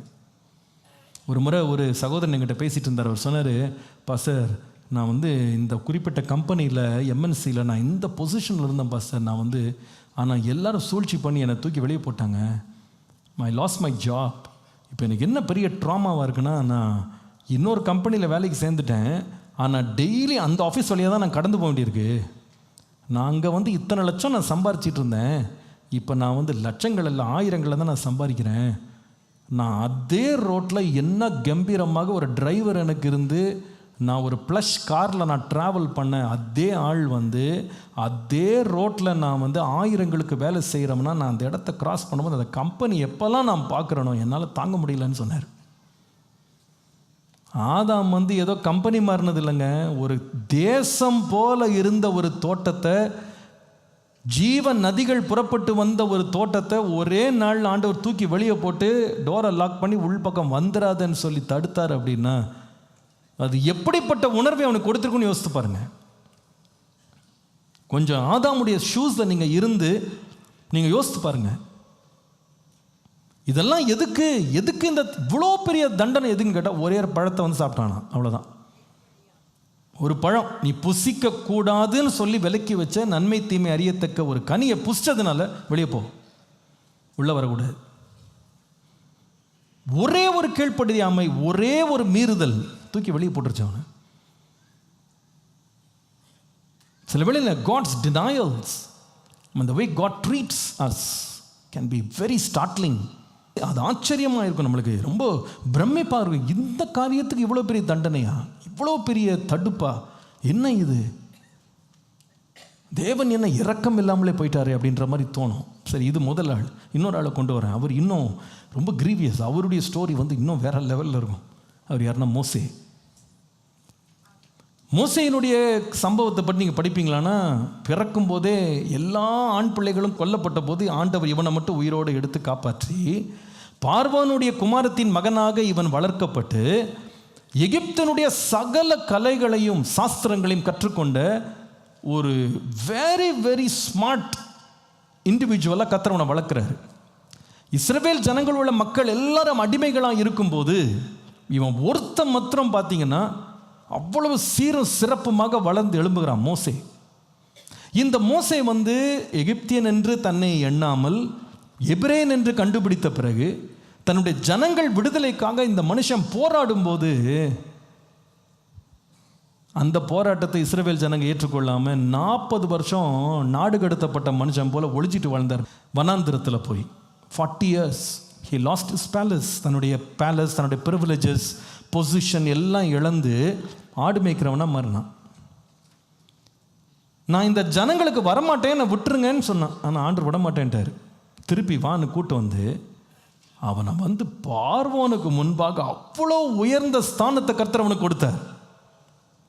ஒரு கட்டத்தில் பார்வோனுடைய ஊழியக்காரர் சொல்கிறாங்க, இது கர்த்தருடைய விரலுங்க, இது it's the finger of God, தேவனுடைய விரல் அப்படின்னு சொல்கிறாங்க. ஏன்னா 10 பெரிய அடையாளங்கள், அற்புதங்களை அங்கே இருக்கிற சாஸ்திரிகள், ஜோசியர்கள்லாம் பிரமிக்கத்தக்க அளவில் அடையாளங்கள், அற்புதங்களை செய்து எல்லாரையும் பிரமிக்க பண்ணுறான். கடைசியில் ஒரு நாள் ராத்திரி இரவோடு இரவாக ஆண்டவருடைய கிருபையினால் 6 லட்சம் பேர், எத்தனை பேர்? 6 lakh, 6 லட்சம் பேரை விடுதலையாக்கிட்டு வெளியே வர்றாருங்க. என்ன சொல்லி கூட்டு வந்தார் அப்படின்னா, கர்த்தர் நமக்கு வாக்குத்தத்தம் பண்ணப்பட்ட கானான் தேசத்தை நமக்கு தருவார், பாலும் தேனும் ஓடுகிற தேசம். அந்த தேசம் ரொம்ப நல்ல தேசம், செழிப்பான தேசம், கட்டாத வீடு, நட்டாத தோட்டம் எல்லாம் உங்களுக்கு கிடைக்க போகுதுன்னு சொல்லி அத்தனை பேரை கூட்டுக்கிட்டு 40 years நடந்தாருங்க வனாந்திரத்தில். வனாந்திரத்தில் இவர் செய்த கிரியைகள்லாம் என்ன மாதிரி கிரியை? தண்ணி இல்லைன்னா போதும், கற்பாரை அடித்தா தண்ணி வந்துடும். ஆகாரம் இல்லையா, வானத்திலேருந்து மண்ணா இறங்கி வரும். மாறான்னு ஒரு இடத்துக்கு கசப்பான நீரை ஒரு ட்விக்கை போட்டு சரியாயிடுச்சு. செங்கடலை 2ஆ பிறக்கிறார். என்ன ஒரு வலிமை, வல்லமை நிறைந்த ஒரு தேவ தாசனாக எழும்பினாருங்க இவர்.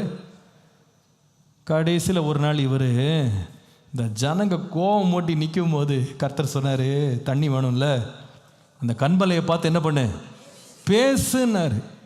இவன் பேசாம கோவத்தில் போட்டு அடிச்சான். 2 முறை தண்ணி வந்துருச்சு. ஜனங்கள்லாம் தண்ணி குடிச்சு அவன் போயிட்டான். இவன் கோவம் மூட்டினவெல்லாம் தண்ணி குடிச்சு போயிட்டான். கர்த்தர் கூப்பிட்டாரு, என் நாமத்தை நீ உன்னுடைய ஜனங்களுக்கு முன்பாக நீ பரிசுத்தம் பண்ணலை, நான் சொன்ன வார்த்தை நீ கேட்கல, இந்த கானான் தேசத்துக்குள்ள நீ போக மாட்டேன்னார். ஏங்க இதை நீங்கள் நம்ம சர்வமாக படிச்சுட்டு அப்படியே மூவ் பண்ணிடுறோம். But just imagine a tall leader எல்லாருக்கும் முன்பாக ஒரு சாட்சியாக, பொறுமைசாலியாக சகிச்சுக்கிட்டு இவ்வளோ உயர் ஸ்தானத்தில் இருக்க மனுஷனை ஆண்டவர் நீயே உள்ளே போக மாட்டேன்னு சொன்னால் எப்படி ஒரு வெட்கக்கேடுன்னு யோசித்து பாருங்க. It's a huge shame and embarrassment for this person. 2வது முறை கேட்க போனால், இனிமேல் இதை பற்றி பேசாதன்னாரா, you will never go inside, உள்ளே விட மாட்டேன், போகக்கூடாது. ஏங்க ஒரு நாள் இந்த மோசே எப்படிப்பட்ட ஒரு டால் லீடர்னு கேட்டால், அவருடைய சொந்த தங்கச்சியும் அவருடைய சகோதரன் சேர்ந்து இவர்கிட்ட மோத வந்த சகோதரி மிரியாம் குஷ்டரோகியாக மாறினாள். அப்படி ஒரு பவருங்க இவருக்கு. இவரை பார்த்தாலாம் நடுங்குவாங்க.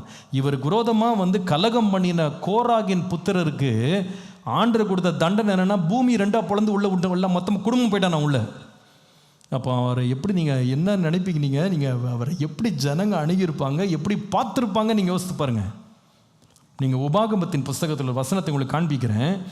நீங்கள் உபாகமத்தின் புஸ்தகம் 34ஆம் அதிகாரம் 10ஆம் வசனத்தை வாசித்து பாருங்கள். மோசே எகிப்து தேசத்திலே பார்வோனுக்கும் அவனுடைய எல்லா ஊழியக்காரருக்கும் அவனுடைய தேசம் அனைத்திற்கும் செய்யும்படி கர்த்தர் அவனை அனுப்பி செய்வித்த சகல அடையாளங்களையும் அற்புதங்களையும் அவன் இஸ்ரவேலர் எல்லாருக்கும் பிரத்யட்சமாய் செய்த சகல வல்லமையான கிரியைகளையும் மகா பயங்கரமான செய்கைகளையும் பார்த்தால், கர்த்தரை முகமுகமாய் அறிந்த மோசேயை போல ஒரு தீர்க்கதரிசியும் இஸ்ரவேலில் அப்புறம் எழும்பினதில்லை என்று விளங்கும்.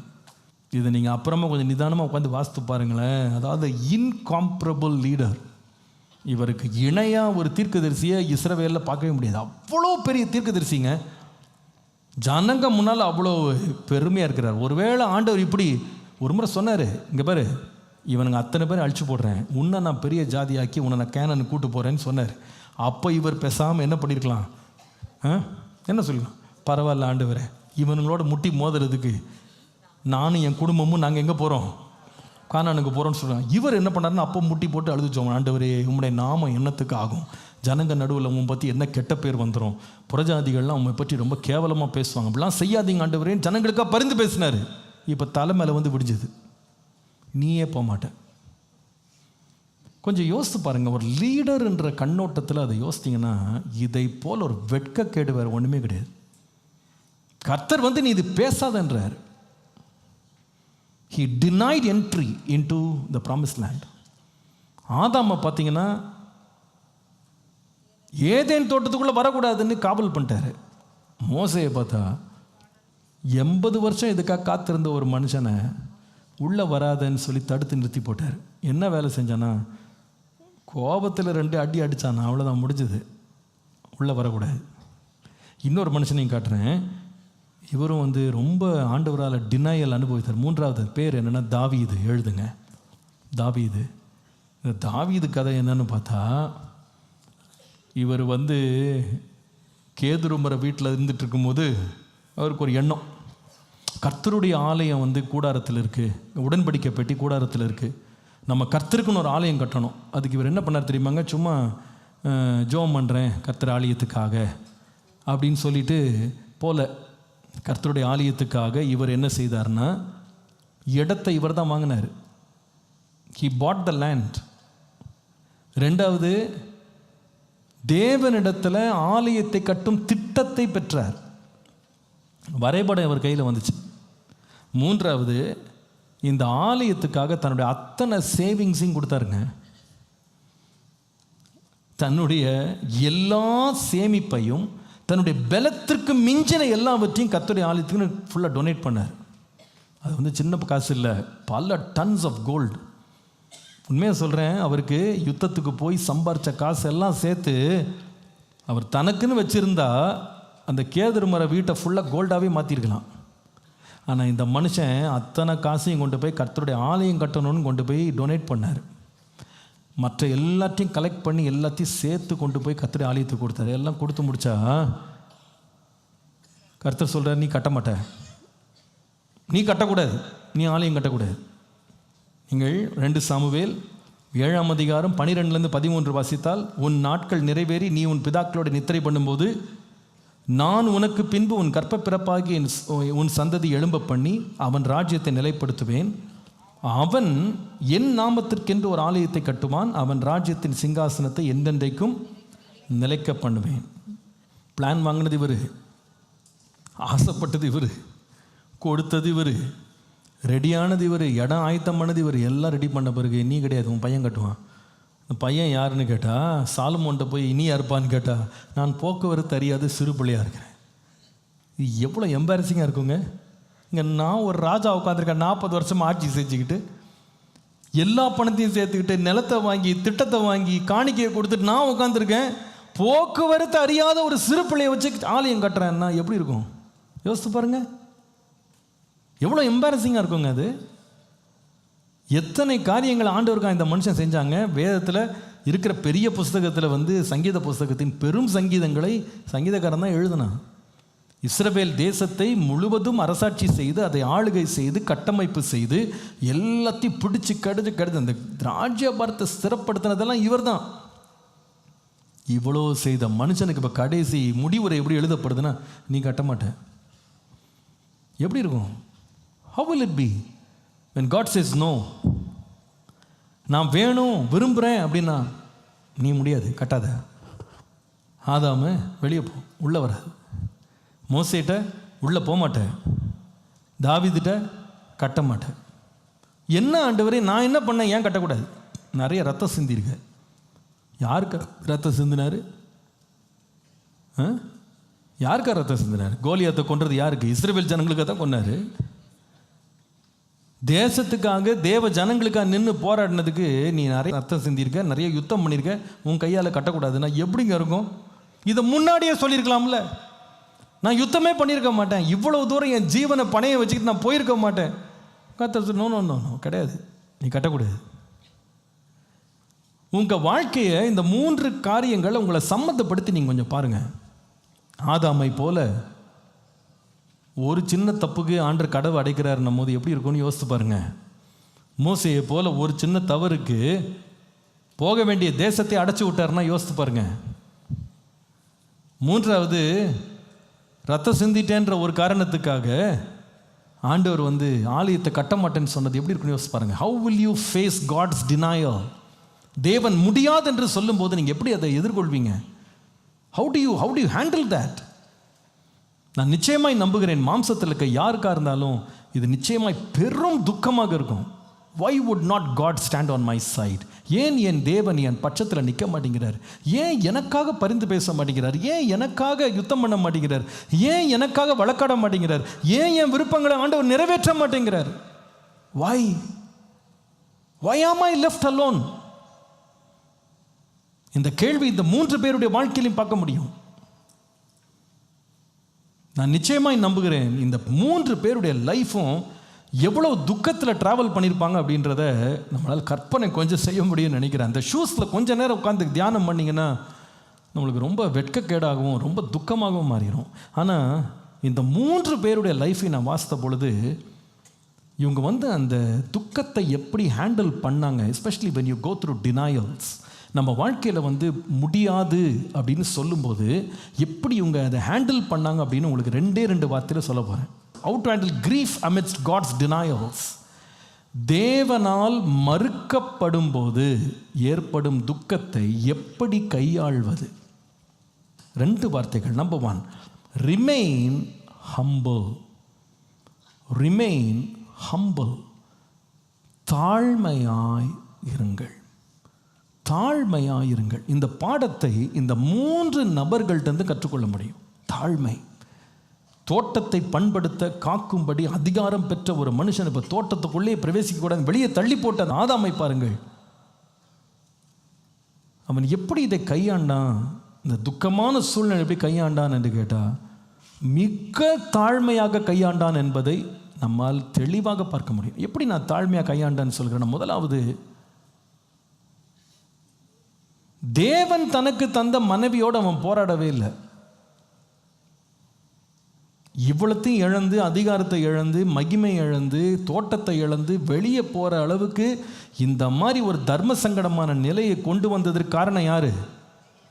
மனைவிங்க. அந்த அம்மா போய் பண்ண வேலை தான். அவள் வஞ்சிக்கப்பட்டாள். முதலாவது அவள் வஞ்சிக்கப்பட்டாள். தேவனுடைய வார்த்தை கீழ்ப்படியாமல் பிசாசனுடைய சத்தத்துக்கு செவி கொடுத்தது மனைவி. அந்த அம்மா கொண்டு இவர் கனியை கொடுக்க இவர் சாப்பிட்டார்.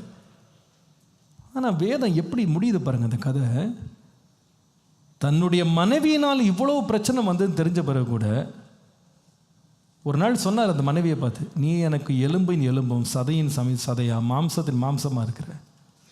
அந்த அம்மா கையை பிடிச்சிட்டு தான் வெளியே வந்தார்.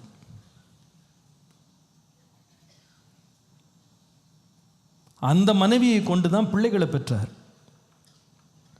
He understood, yes, I got into problems. But அதுக்காக I am not throwing tantrums. அதுக்காக நான் என் கோபத்தை வெளிப்படுத்துறதில்லை, தாழ்மையோடு வெளியே வரேன். அந்த மனைவியோடு தான் கடைசி வரைக்கும் இருந்ததை பார்க்குறோம் இல்லையா? தேவனிடத்துலையும் ரொம்ப தாழ்மையாக இருந்திருக்கான் இந்த மனுஷன். தேவனிட்ட போய் எந்த போராட்டம் பண்ணி கேள்வி கேட்டு தேவனோட வாக்குவாதம் பண்ணினதை வேதம் சொல்லவே இல்லை. தேவனுக்கு முன்பாக கூட தாழ்மையாக இருந்தார், ரொம்ப தாழ்மையாக இருந்தார். நம்ம வாழ்க்கையில் நிறைய காரியங்கள் கர்த்தர் நம்ம வாழ்க்கையில் செய்ய மாட்டேன்னு நிறுத்தும்போது உள்ளந்து எப்படி நமக்கு தூண்டப்படும்னா, கோபம், இனிமேல் தேவனை தேட மாட்டேன், அவர் முகத்துக்கு பக்கமே வரமாட்டேன், எங்கேயாவது தூரம் போயிடுவேன், ஒளிஞ்சிடலாம், இனி வரக்கூடாது, தவிர்த்துடணும். இப்படி தான் மாம்சத்தில் உணர்ச்சிகள் எழும்பும். ஆனால் தேவ மனிதர்கள் நம்மளுக்கு சொல்லிக் கொடுக்குற காரியம் என்னன்னு கேட்டால், கர்த்தர் செய்கைகள் எல்லாம் உனக்கு புரியாமல் இருக்கலாம், ஆனால் அவருக்கு முன்பாக நீ தாழ்மைப்படு. Humble yourself before God. You don't understand everything. You don't know everything. You cannot make sense of everything. எல்லாவற்றையும் உன்னால் புரிந்து கொள்ள முடியாமல் இருக்கலாம். ஆனால் அவர் சர்வ வல்லவர். அவர் சர்வ வல்லவர். Humbly receive his counsel. அவருடைய ஆலோசனையை தாழ்மையோடு பெற்றுக்கொள்.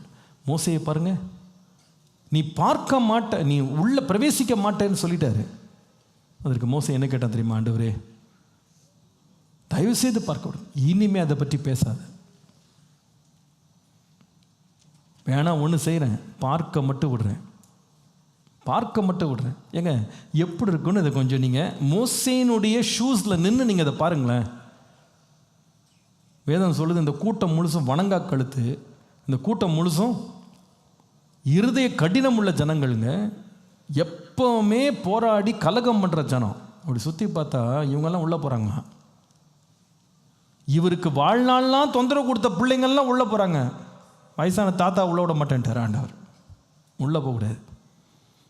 ஆனால் இந்த மோசே எவ்வளவு தாழ்மையாக இருந்தாருன்னா, நீ உள்ளே போக மாட்ட, கண்ணால் தான் பார்ப்பேன்னா, சரி ஆண்டவரே பார்த்துக்கிறேன். அந்த மலையின் மேல் நின்று அந்த தேசத்தை பார்த்து களி கூர்ந்தாராம். நான் என்ன வச்சு பார்த்தேன், நீங்கள் நல்லவங்க, நான் என்ன வச்சு பார்த்தேன், நான் என்ன வச்சு நான் பார்த்தா, நான் நினச்சேன் அந்த சுச்சுவேஷனில் நான் இருந்திருந்தேன். நான் என்ன சொல்லுவேன் தெரியுமா, உள்ளே போகாதது எது கண்ணால் பார்க்கணும், நீங்களே வச்சுக்கங்க போங்க, நான் வரவும் மாட்டேன், பார்க்கவும் மாட்டேன், எங்கன்னா போகிறேன், வேணா எகிப்து கூட திரும்பி நடந்து போயிருப்பேன். நான் இவ்வளோ தூரம் 40 வருஷம் நான் அலையை விட்டு கூட்டு வந்துட்டு பார்க்க மாட்டேன், உள்ளே போக மாட்டேன், சும்மா வேடிக்கை மட்டும் பாருங்க. வேடிக்கை பார்க்குறக்க வந்தோம் நாங்கள் இவ்வளோ தூரம். கோபம் வருமா வராதாங்க? அந்த மனுஷன் தாழ்மையாக நின்று பார்த்துட்டு இருந்திருக்கான். He humbled himself before God when God changed the plan and God said, you are not going inside. It's okay Lord, நான் பார்க்குறேன் ஆண்டவரே, என்னை பார்க்க தான் 40 வருஷம் நடக்க விட்டு பார்த்துட்டு போ அப்படின்னா, ஓகே லார்ட் I'll see, பார்த்துட்டு போகிறேன், நீங்கள் என்ன செய்கிறீங்களோண்ணா, நீங்கள் என்ன சொல்கிறீங்களோ நான் செஞ்சிடறேன்ப்பா. என்ன ஒரு தாழ்மைங்க, என்ன ஒரு தாழ்மை. அதை நினச்சி நான் உண்மையாகவே உருகிட்டேன். நான் இன்றைக்கி உண்மையாகவே என் உள்ளம் உடஞ்சிருச்சு எனக்கு இன்றைக்கி. இந்த மனுஷன் எவ்வளோ ஒரு ஹியூமிலிட்டி அவருக்கு இருந்திருந்தா. அந்த மனுஷன் நின்றுட்டு வேடிக்கை பார்த்துட்டு இருப்பார். கீழே நிற்கிறோம், என்ன கிண்டல் பண்ணிருமா தப்பார், அப்படியே உள்ளே கூட்டு போகிற, உள்ளே கூட்டு போனார். அவரே போகல, அவரே வேடிக்கை பார்க்க அண்டர்ஸ்டாண்ட் அடிக்க வச்சு அமுச்சு விட்டாருப்பார். சொல்லியிருப்பான். அந்த ஜனங்களுக்கு முன்னால் எவ்வளோ பெரிய ஒரு தலை குனிவு. He just received it so humbly. தாழ்மையோடு அதை ஏற்றுக்கொண்டார். தாவீதை பாருங்க, கர்த்தர் நீ ஆலயத்தை கட்ட மாட்டாயினார். அதற்கு அவர் சொன்ன பதில் என்ன தெரியும் இல்லைங்க? 2 சாமுவேல் 7ஆம் அதிகாரம் 18ஆம் வசனம். அப்பொழுது தாவீது ராஜா, எப்பொழுது தெரியுமா, கட்ட மாட்டாயின்னு ஆண்டவர் நாத்தான் தீர்க்கதரிசி விட்ட சொல்லிவிட்ட பிறகு, அப்பொழுது தாவீது ராஜா உட்பிரவேசித்து கர்த்தருடைய சமூகத்திலிருந்து, கர்த்தராகிய ஆண்டவரே, தேவரீர் என்னை இதுவரைக்கும் கொண்டு வந்ததற்கு நான் எம்மாத்திரம். ஏங்க நம்ம இப்படி ஜோம் பண்ணுவோம், நானாக இருந்தால் எப்படி ஜோம் பண்ணியிருப்பேன்னா, தேவரீர் இதுவரைக்கும் என்னை ஏன் கொண்டு வந்தீர், அன்றைக்கே கோலியாத்திட்ட கொண்டு போட்டிருக்கலாம். இதெல்லாம் பார்க்கணுமா என் வாழ்க்கையில்? இப்படி தான் நான் அலறி இருப்பேன். நீங்களாம் சிரிக்கிறீங்க, நீங்களாம் நல்லவங்க எனக்கு தெரியுது. ஆனால் எனக்கு இருக்கிற வேதனையில் அப்படி தான் கொட்டி தீர்த்துருப்பேன். ஆனால் இந்த மனுஷன் சொல்கிறது பாருங்கள், ஆலயத்தை கட்டுறதுக்கு காசையும் கொடுத்து, நிலத்தையும் வாங்க வச்சு, திட்டத்தையும் கொடுத்துட்டு இவ்வளோ தூரம் கொண்டு வந்துரு. ஆண்டவரே, இதை செய்கிறதுக்கே நான் ஏமாத்துறோம், என் குடும்பம் ஏமாத்துறோம், என் வீடு ஏமாத்துறோம். கர்த்தராகிய ஆண்டவரே, இது இன்னும் உடைய பார்வைக்கு கொஞ்ச காரியமாக இருக்கிறது என்று கர்த்தராகிய ஆண்டவராகிய தேவரீர் உம்முடைய அடியானுடைய வீட்டை குறித்து வெகுகாலத்து செய்திகளை மனுஷர் முறைமையாக சொன்னீரே. இனி தாவீது உம்மிடத்தில் சொல்ல வேண்டியது என்ன இருக்கு? கர்த்தராகிய ஆண்டவராக இருக்கிற நீர் உமது அடியனை அறிவீர், உம்முடைய வாக்கு தத்தத்தின் நிமித்தமும் உம்முடைய சத்தியத்தின் படியையும் இந்த பெரிய காரியங்களை எல்லாம் உமது அடியானுக்கு அறிவிக்கும்படி. ஏங்க எனக்கு இந்த வார்த்தையை படித்தோன்னு ரொம்ப ஒரு மாதிரி ஆகிட்டேன் நான். அதாவது நான் என்ன மாதிரி யோசித்தேன் இன்றைக்கி அப்படின்னா, அதாவது தாவீதுடைய ஷூஸில் நின்றுட்டு அவர் சொல்கிறாரு, அதாவது நீ கட்ட மாட்டப்பா, உன் பையன்தான் கட்டுவான்னு அறிவிக்கிறதான் பெரிய காரியம் அறிவிச்சிருக்கேன் எங்கன்னு சொல்கிறாரு. இப்போ நான் எப்படி யோசித்தேன் அப்படின்னா, நீங்கள் யோசித்தீங்களா தெரியல, நான் யோசித்தேன் எப்படின்னா, இதெல்லாம் சொல்லாமலே ராத்திரி தூங்கும்போது உயிர் போயிருந்தா கூட நல்லா இருந்திருக்கோங்க. ஆமாங்க, எதுவுமே சொல்லாமல் படுத்தாருங்க, காலையில் எழுந்துச்சு ஆளை காணோன்னா போயிட்டாருன்னா பரவாயில்ல, இதையும் சொல்ல வச்சு இதெல்லாம் அனுபவிக்க வச்சு கடைசி நாள் வரைக்கும் ஏங்கி சாவுறது எவ்வளோ துக்கங்க அது. ஆனால் இவர் சொல்கிறார், இதெல்லாம் என்ன சொல்லிட்டீங்க பாருங்கள், இதெல்லாம் பெரிய காரியம், நீர் பெரியவர். எப்படி தெரியுமாங்க அந்த மனுஷன் சொல்ல முடிஞ்சது? Such great humility before God. ஆசையாக லேண்டை வாங்கி பணத்தை சேர்த்து பொண்ணை கொடுத்து காணிக்கையாக கொடுத்தான். சேவிங்ஸ் எல்லாத்தையும் கொண்டு போய் கொடுத்த பிறகு கட்ட மாட்டேன்னா, இந்த பெரிய காரியங்களெல்லாம் எனக்கு அறிவிச்சிருக்கீங்களே ஆண்டவரே, நான் ஏமாத்திரம். Who am I, Lord? ஹியூமிலிட்டிங்க.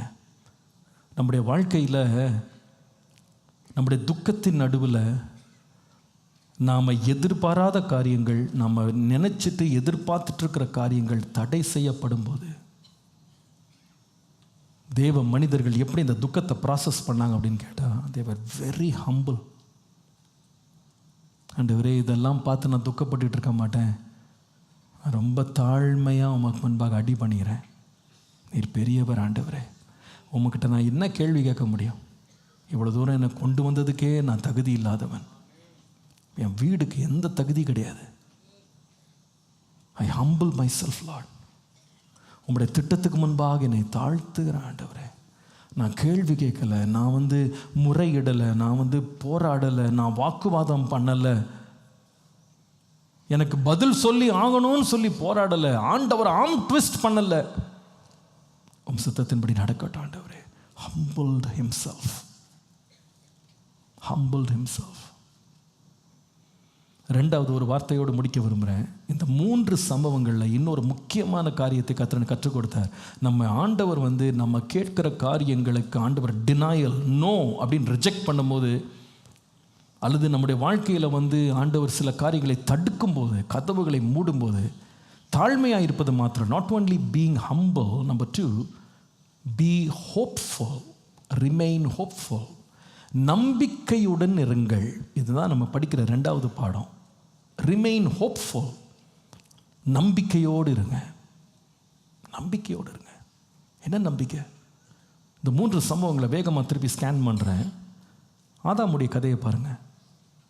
இவ்வளவு நாள் அதிகாரியாக, ஆளுகை செய்கிறவனாக, பண்படுத்துகிறவனாக, காக்கிறவனாக, ஒன் மேனுங்க, ஒரே ஆள் தனியாக இந்த தோட்டத்தை வச்சுட்டு ஆண்டுகிட்டு இருந்த ஒரு மனுஷன் இப்போ தோட்டத்துக்கு வெளியே நிற்கிறான்.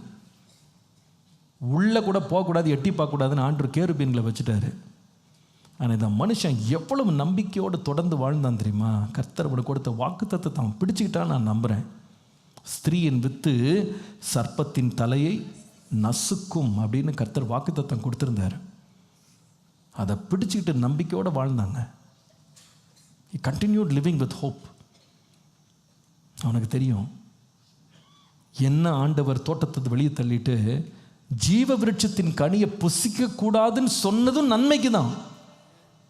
நான் தீமைன்னு எனக்கு தெரிறது நன்மைக்கு. ஏன் நன்மை? நீங்கள் அந்த வசனத்தை வாசித்து பாருங்கள். ஆதியாகமம் 3ஆம் அதிகாரம் 22ஆம் வசனம். பின்பு தேவனாகிய கர்த்தர், இதோ மனுஷன் நன்மை தீமை அறியத்தக்கவனாய் நம்மில் ஒருவரை போல் ஆனான். இப்பொழுதும் அவன் தன் கையை நீட்டி ஜீவ விருட்சத்தின் கனியையும் பறித்து புசித்து என்றைக்கும் உயிரோடு இருக்காதபடி செய்ய வேண்டும். என்ன விஷயம் தெரியுமா? இதில் ரகசியம் என்ன தெரியுமா? முன்னால் ஆதாம் பாவம் இல்லாமல் இருந்தான், இப்போ பாவம் செஞ்சிட்டான். Now he's a sinner. அவன் பாவி.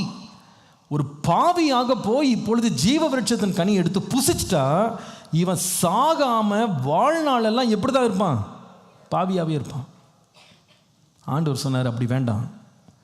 அவனுக்கு ஆண்டவர் கொடுத்த ப்ரைஸ் என்ன தெரியுமா? For a sinner. பாவத்துக்கு ஆண்டவர் கொடுத்த சம்பளம் என்ன தெரியுமாங்க? மரணம். And in my humble opinion, that's the best thing God can do. ஆண்டவர் கொடுத்த சிறந்த காரியம் என்ன தெரியுமா? மரணம் தான். நீ இந்த பாவத்திலே வாழ்நாளெல்லாம் நீ அவதிப்படாமல் இருக்குதுக்கு உனக்கு ஒரு முடிவை கட்டுறேன், மரணம். ஆனால் மறந்துடாத, உனக்கு ஒரு வாக்குத்தத்தம் இருக்குது. இந்த மரணத்தை ஜெயிக்கிற 2ஆம் ஆதாம் ஒருத்தர் வரப்போறாரு. அவரை விசுவாசிக்கிற எவனும் பிழைப்பான். ஹல்லேலூயா. அதனால தேவன் என்ன செய்தார்னா, தோட்டத்துக்கு போகிற வழி அடைச்சிட்டாரு. நம்முடைய ஆண்டவர் நமக்கு மேன்மையான ஒரு நன்மையை ஆயத்தம் பண்ணாமல் ஒரு கதவை அடைக்க மாட்டார் அப்படின்றது நிச்சயம் நிச்சயம் நிச்சயம் நிச்சயம். ஒரு காரியத்தை ஆண்டவர் தடை பண்ணுறாரு அப்படின்னா, நாம் அனுபவிக்க போகிற வேதனையை பார்க்கிலும் அதற்கு பின் தொடர்ந்து வரப்போகும் நன்மை மிகவும் பெரியது. Sometimes we don't realize it. We just hold on to one thing and say, Lord, this or nothing else. இதை கொடுங்க, இது வேற எதுவுமே வேணாம் நம்ம சொல்கிறோம். No, wait on the Lord. ஆண்டவர் மேல் நம்பிக்கை ஆயிரு. கர்த்தர் காரியத்தை வாய்க்க பண்ணுவார். நன்மையானதை கொடுப்பார். கவலைப்படாத, பொறுமையாயிரு, பொறுமையாயிரு. அவர் மேல் நம்பிக்கையாயிரு, மனம் தளர்ந்து போகாது. கர்த்தர் மேல் நம்பிக்கையாயிரு, அவர் உன்னை ஆதரிப்பார். அடைத்த காரியங்களும் எனக்கு நன்மைக்காகவே முடியும். ஹல்லேலூயா.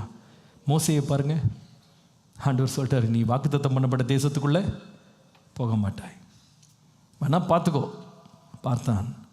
ஆனால் என்ன நம்பிக்கையோட மறிச்சான் தெரியுமா? என் ஆண்டவர் ரொம்ப இரக்கம் உள்ளவர். எவ்வளோ இரக்கம் அவன் மேலே காட்டினார் அப்படின்னா, அவருடைய வார்த்தைக்கு கீழ்ப்படியாமல் அவன் செய்தான். ஆனால் அது ஒரு பெரிய இன்டர்னல் சிக்னிஃபிகன்ஸ் இருந்தது. இயேசுவின் சிலுவையில் ஒரு முறை தான் அடிக்கப்படணும் இயேசு. 2வது முறை அவர்கிட்ட பேசினாலே அவர் பதில் செய்வார். அதற்கு அடையாளமாக தான் அந்த ஞான கண்மலை இருந்தது. ஆனால் மோசே அந்த பிரமாணத்தை உடைச்சார். முதல் முறை அடிக்கலாம், இயேசு ஒரு முறை சிலுவையில் அறையப்பட்டார். 2வது முறை அந்த கண்மலை அடிக்கக்கூடாது. 2வது முறை அவருக்கு தண்டனை கிடையாது. அவர்கிட்ட பேசணும், அவர்கிட்ட கேட்கிறவர்கள், கூப்பிடுகிறவர்கள் யாவது ரட்சிக்கப்படுவாங்க. ஆனால் மோசே அதை மாற்றி செஞ்சார். அதுக்காக தண்டனை கொடுத்துட்டார் ஆண்டவர். ஆனால் எவ்வளோ இரக்கமாக இருந்தார்னா, அந்த தேசத்தை பார்க்க வச்சது மாத்திரம் இல்லை, அவன் மரித்த போது ஆண்டவரே இறங்கி வந்து அடக்காராதனை நடத்தினார். He honored him in his death. அவனை அடக்கம் பண்ணினார்னு வேதம் சொல்லுது. ஆனால் பாருங்கள், அவனுக்கு கொடுத்த வார்த்தையை கர்த்தர் நிறைவேற்றினார். கானானை கொண்டு போனார். எப்படி தெரியுமா? மறுரூப மலையில் இயேசு ஜொலித்த போது அவரோடு நின்று மோசேயும் எலியாவும் பேசி கொண்டிருந்தவர்களாக காணப்பட்டாங்க. அது எங்கே தெரியுமா? கானானில். God took him there. அவனை கொண்டு போனார். அவனை மகிமையடைந்த ஒரு நிலையில் அவனை கொண்டு போய் நிறுத்தினார். நம்ம வாழ்க்கையில் இன்றைக்கு சில காரியங்களை கர்த்தர் வந்து தடுத்து வேண்டான்னு சொல்லும்போது, ஹம்புலாக தேவன் மேல் நம்பிக்கையோடு நாம் அதை விட்டு கொடுக்கும்போது, நாம் விரும்பினது வேண்டிக் கொண்டது, நம்ம கொடுத்த வாக்குத்தத்தங்களை மேன்மையான நிலையில் கர்த்தர் நிறைவேற்ற உண்மை உள்ளவர் என்று நாம் நம்ப வேண்டும். தாவீதை பாருங்க, ஆலயம் கட்டக்கூடாதுன்னு சொல்லிட்டாரு. ஆனால் இந்த மனுஷன் தேவனை நம்பி விசுவாசத்தோட தாழ்மைப்பட்டு கர்த்தருக்கு தன்னை ஒப்பு கொடுத்தார். முடிவு என்ன தெரியுமா? தாவீதின் குமாரனாகிய இயேசு வந்தார். அவர் சொன்னார், தேவாலயத்திலும் பெரியவர் இங்கே இருக்கிறார். The greater than the temple. அந்த பாக்கியத்தை கர்த்தர் சந்ததிக்கு தந்தார். நம்முடைய ஆண்டவரை நாம் நம்ப முடியும். எந்த துக்கமாக இருந்தாலும் இந்த 2 வார்த்தையை இன்றைக்கு மறந்துடாதீங்க. அடுத்த வாரம் நம்ம வேறு ஸ்டேஜஸில் படிக்க போகிறோம் துக்கத்தை பற்றி. But if you want to handle grief, because God stopped listening to you and closing the doors, உங்கள் முன்னாடி கதவுகளை அடைக்கும் போது ஏற்படுகிற துக்கத்தில் எப்படி இதை ஹேண்டில் பண்ணுறதுன்னு கேட்டால் 2 வார்த்தை தான். Be humble, be hopeful. தாழ்மையாக இருங்க, நம்பிக்கையோடு இருங்க. நான் விசுவாசித்திருக்கிறவர் இன்னார் என்று நான் அறிந்திருக்கிறேன். கடைசி வரைக்கும் இந்த ஓட்டத்தில் பொறுமையாக ஓடுறதுக்கு எனக்கு கிருபை தாங்க ஆண்டவரே. உம்முடைய நன்மையை நான் விசுவாசிக்க கிருபை தாங்கப்பா. கர்த்தர் நம்மோடு தொடர்ந்து இடைபடுவாராக. அத்திமரம் துளிர் விடாமல் ஆட்டு மந்தை முதலற்றாலும், அத்திமரம் துளிர் விடாமல் ஆட்டு மந்தை முதலற்றாலும், காத்திருப்போர் வெட்கப்பட்டு போவதில்லை. கர்த்தருக்கு காத்திருப்போர் வெட்கப்பட்டு போவதில்லை. நம்புவேன் இயேசுவை, நம்புவேன் இயேசுவை, நம்புவேன் இயேசுவை, நம்புவேன் இயேசுவை. நிந்தனைகள் போராட்டம் வந்து நீதிய தேவன் தாங்கினாரே. நிந்தனைகள் போராட்டம் வந்து நீதிய தேவன் தாங்கினாரே.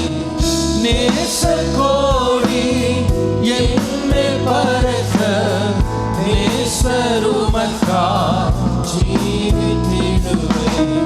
நேச கோடி என் மேல் பறக்க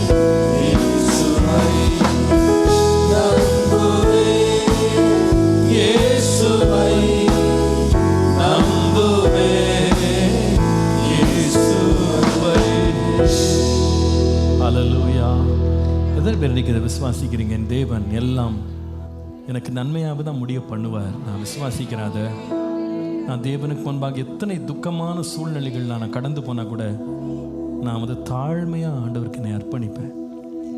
ஐ commit myself to the Lord with all humility.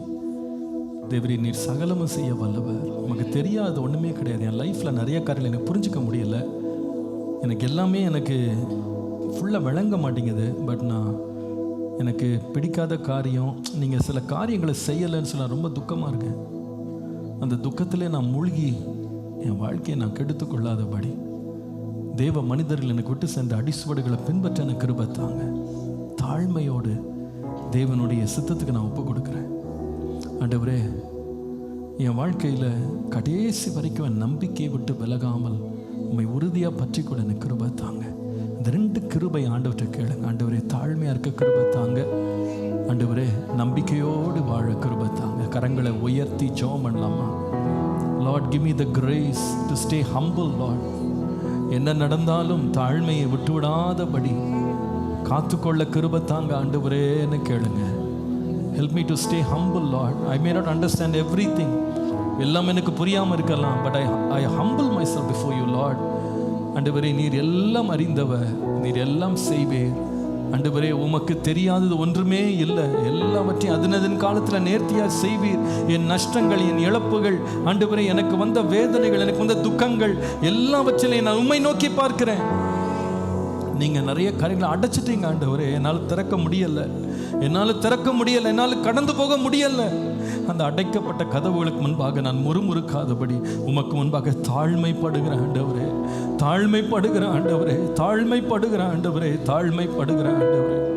இந்த காலையில் என்னை நான் ஆண்டவரே தரை மட்டும் தாழ்த்துக்கிறேன்ப்பா. சொல்லுங்க வாயை திறந்து, ஐ ஹம்பிள் மை செல்ஃப் லார்ட். ஆண்டவரே, உம்மோடு போராடுகிறவனாய் அல்ல, ஆண்டவரே, உம்மோடு வழக்காடுகிறவனாய் அல்ல. ஆண்டவரே, என்னை முற்றிலும் தாழ்த்துகிறேன்.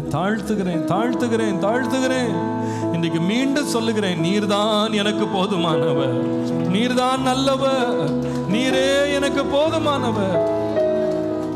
அன்றைக்கு யோபு சொன்னானே, அவர் என்னை கொன்று போட்டால் கூட அவர் மேல் நம்பிக்கையாயிருப்பேன், உம்மையே சார்ந்து கொள்ளுவேன், உம்மையே நம்புவேன். ஆண்டவரே, எனக்கு கேள்விகளுக்கு பதில் இல்லை. பட் எனக்கு தெரியும் என் தேவன் நல்லவர்.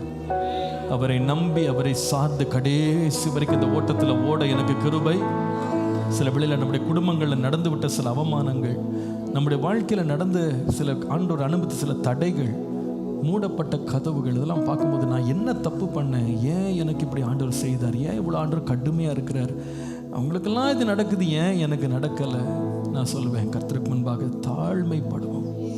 ஐ don't understand everything Lord, but you know all. எல்லாம் அறிந்தவர், நீ நல்லவர், நன்மை செய்வீர். ஆண்டவரே, நான் எதையெல்லாம் இழக்கிறேனோ அது எல்லாத்துக்கும் ரெட்டிப்பாக நீர் தருவீர் நான் விசுவாசிக்கிறேன். நீர் ஒரு நன்மை ஆயத்தம் பண்ணி இருக்கிறீங்க, நான் விசுவாசிக்கிறேன். உம்முடைய ஆளுகைக்கு என்னை ஒப்பு கொடுக்கிறேன். நல்ல பிதாவே, இன்றைய காலையில் எங்களோடு பேசி நம்முடைய வார்த்தைக்காக நன்றி. உம்முடைய வார்த்தை ஜீவன் உள்ளது, வல்லமை உள்ளது. ஆண்டவரே, எங்களுக்கு சமயத்துக்கேற்ற வார்த்தையை அனுப்புகிற உம்முடைய மகிமைக்காக நன்றி. இந்த கேள்வியோடு ஆண்டவரே துக்கத்தோடு வந்தவர்கள் இன்றைக்கு துக்கம் விலகி கர்த்தருக்குள்ளே ஆறுதல் அடைய கிருபை தாங்க. எங்கள் இருதயம் தாழ்மைப்படட்டும் ஆண்டவரே, நம்பிக்கையில் நாங்கள் உறுதிப்படட்டும் ஆண்டவரே. எங்களை தொடர்ந்து வழி நடத்தி உம்முடைய சித்தத்திற்கு எங்களை முழுவதுமாய் அர்ப்பணிக்க பலன் தாரும், கிருபை தாரும், வழி நடத்தும். இயேசுவின் நாமத்தில் பிதாவே.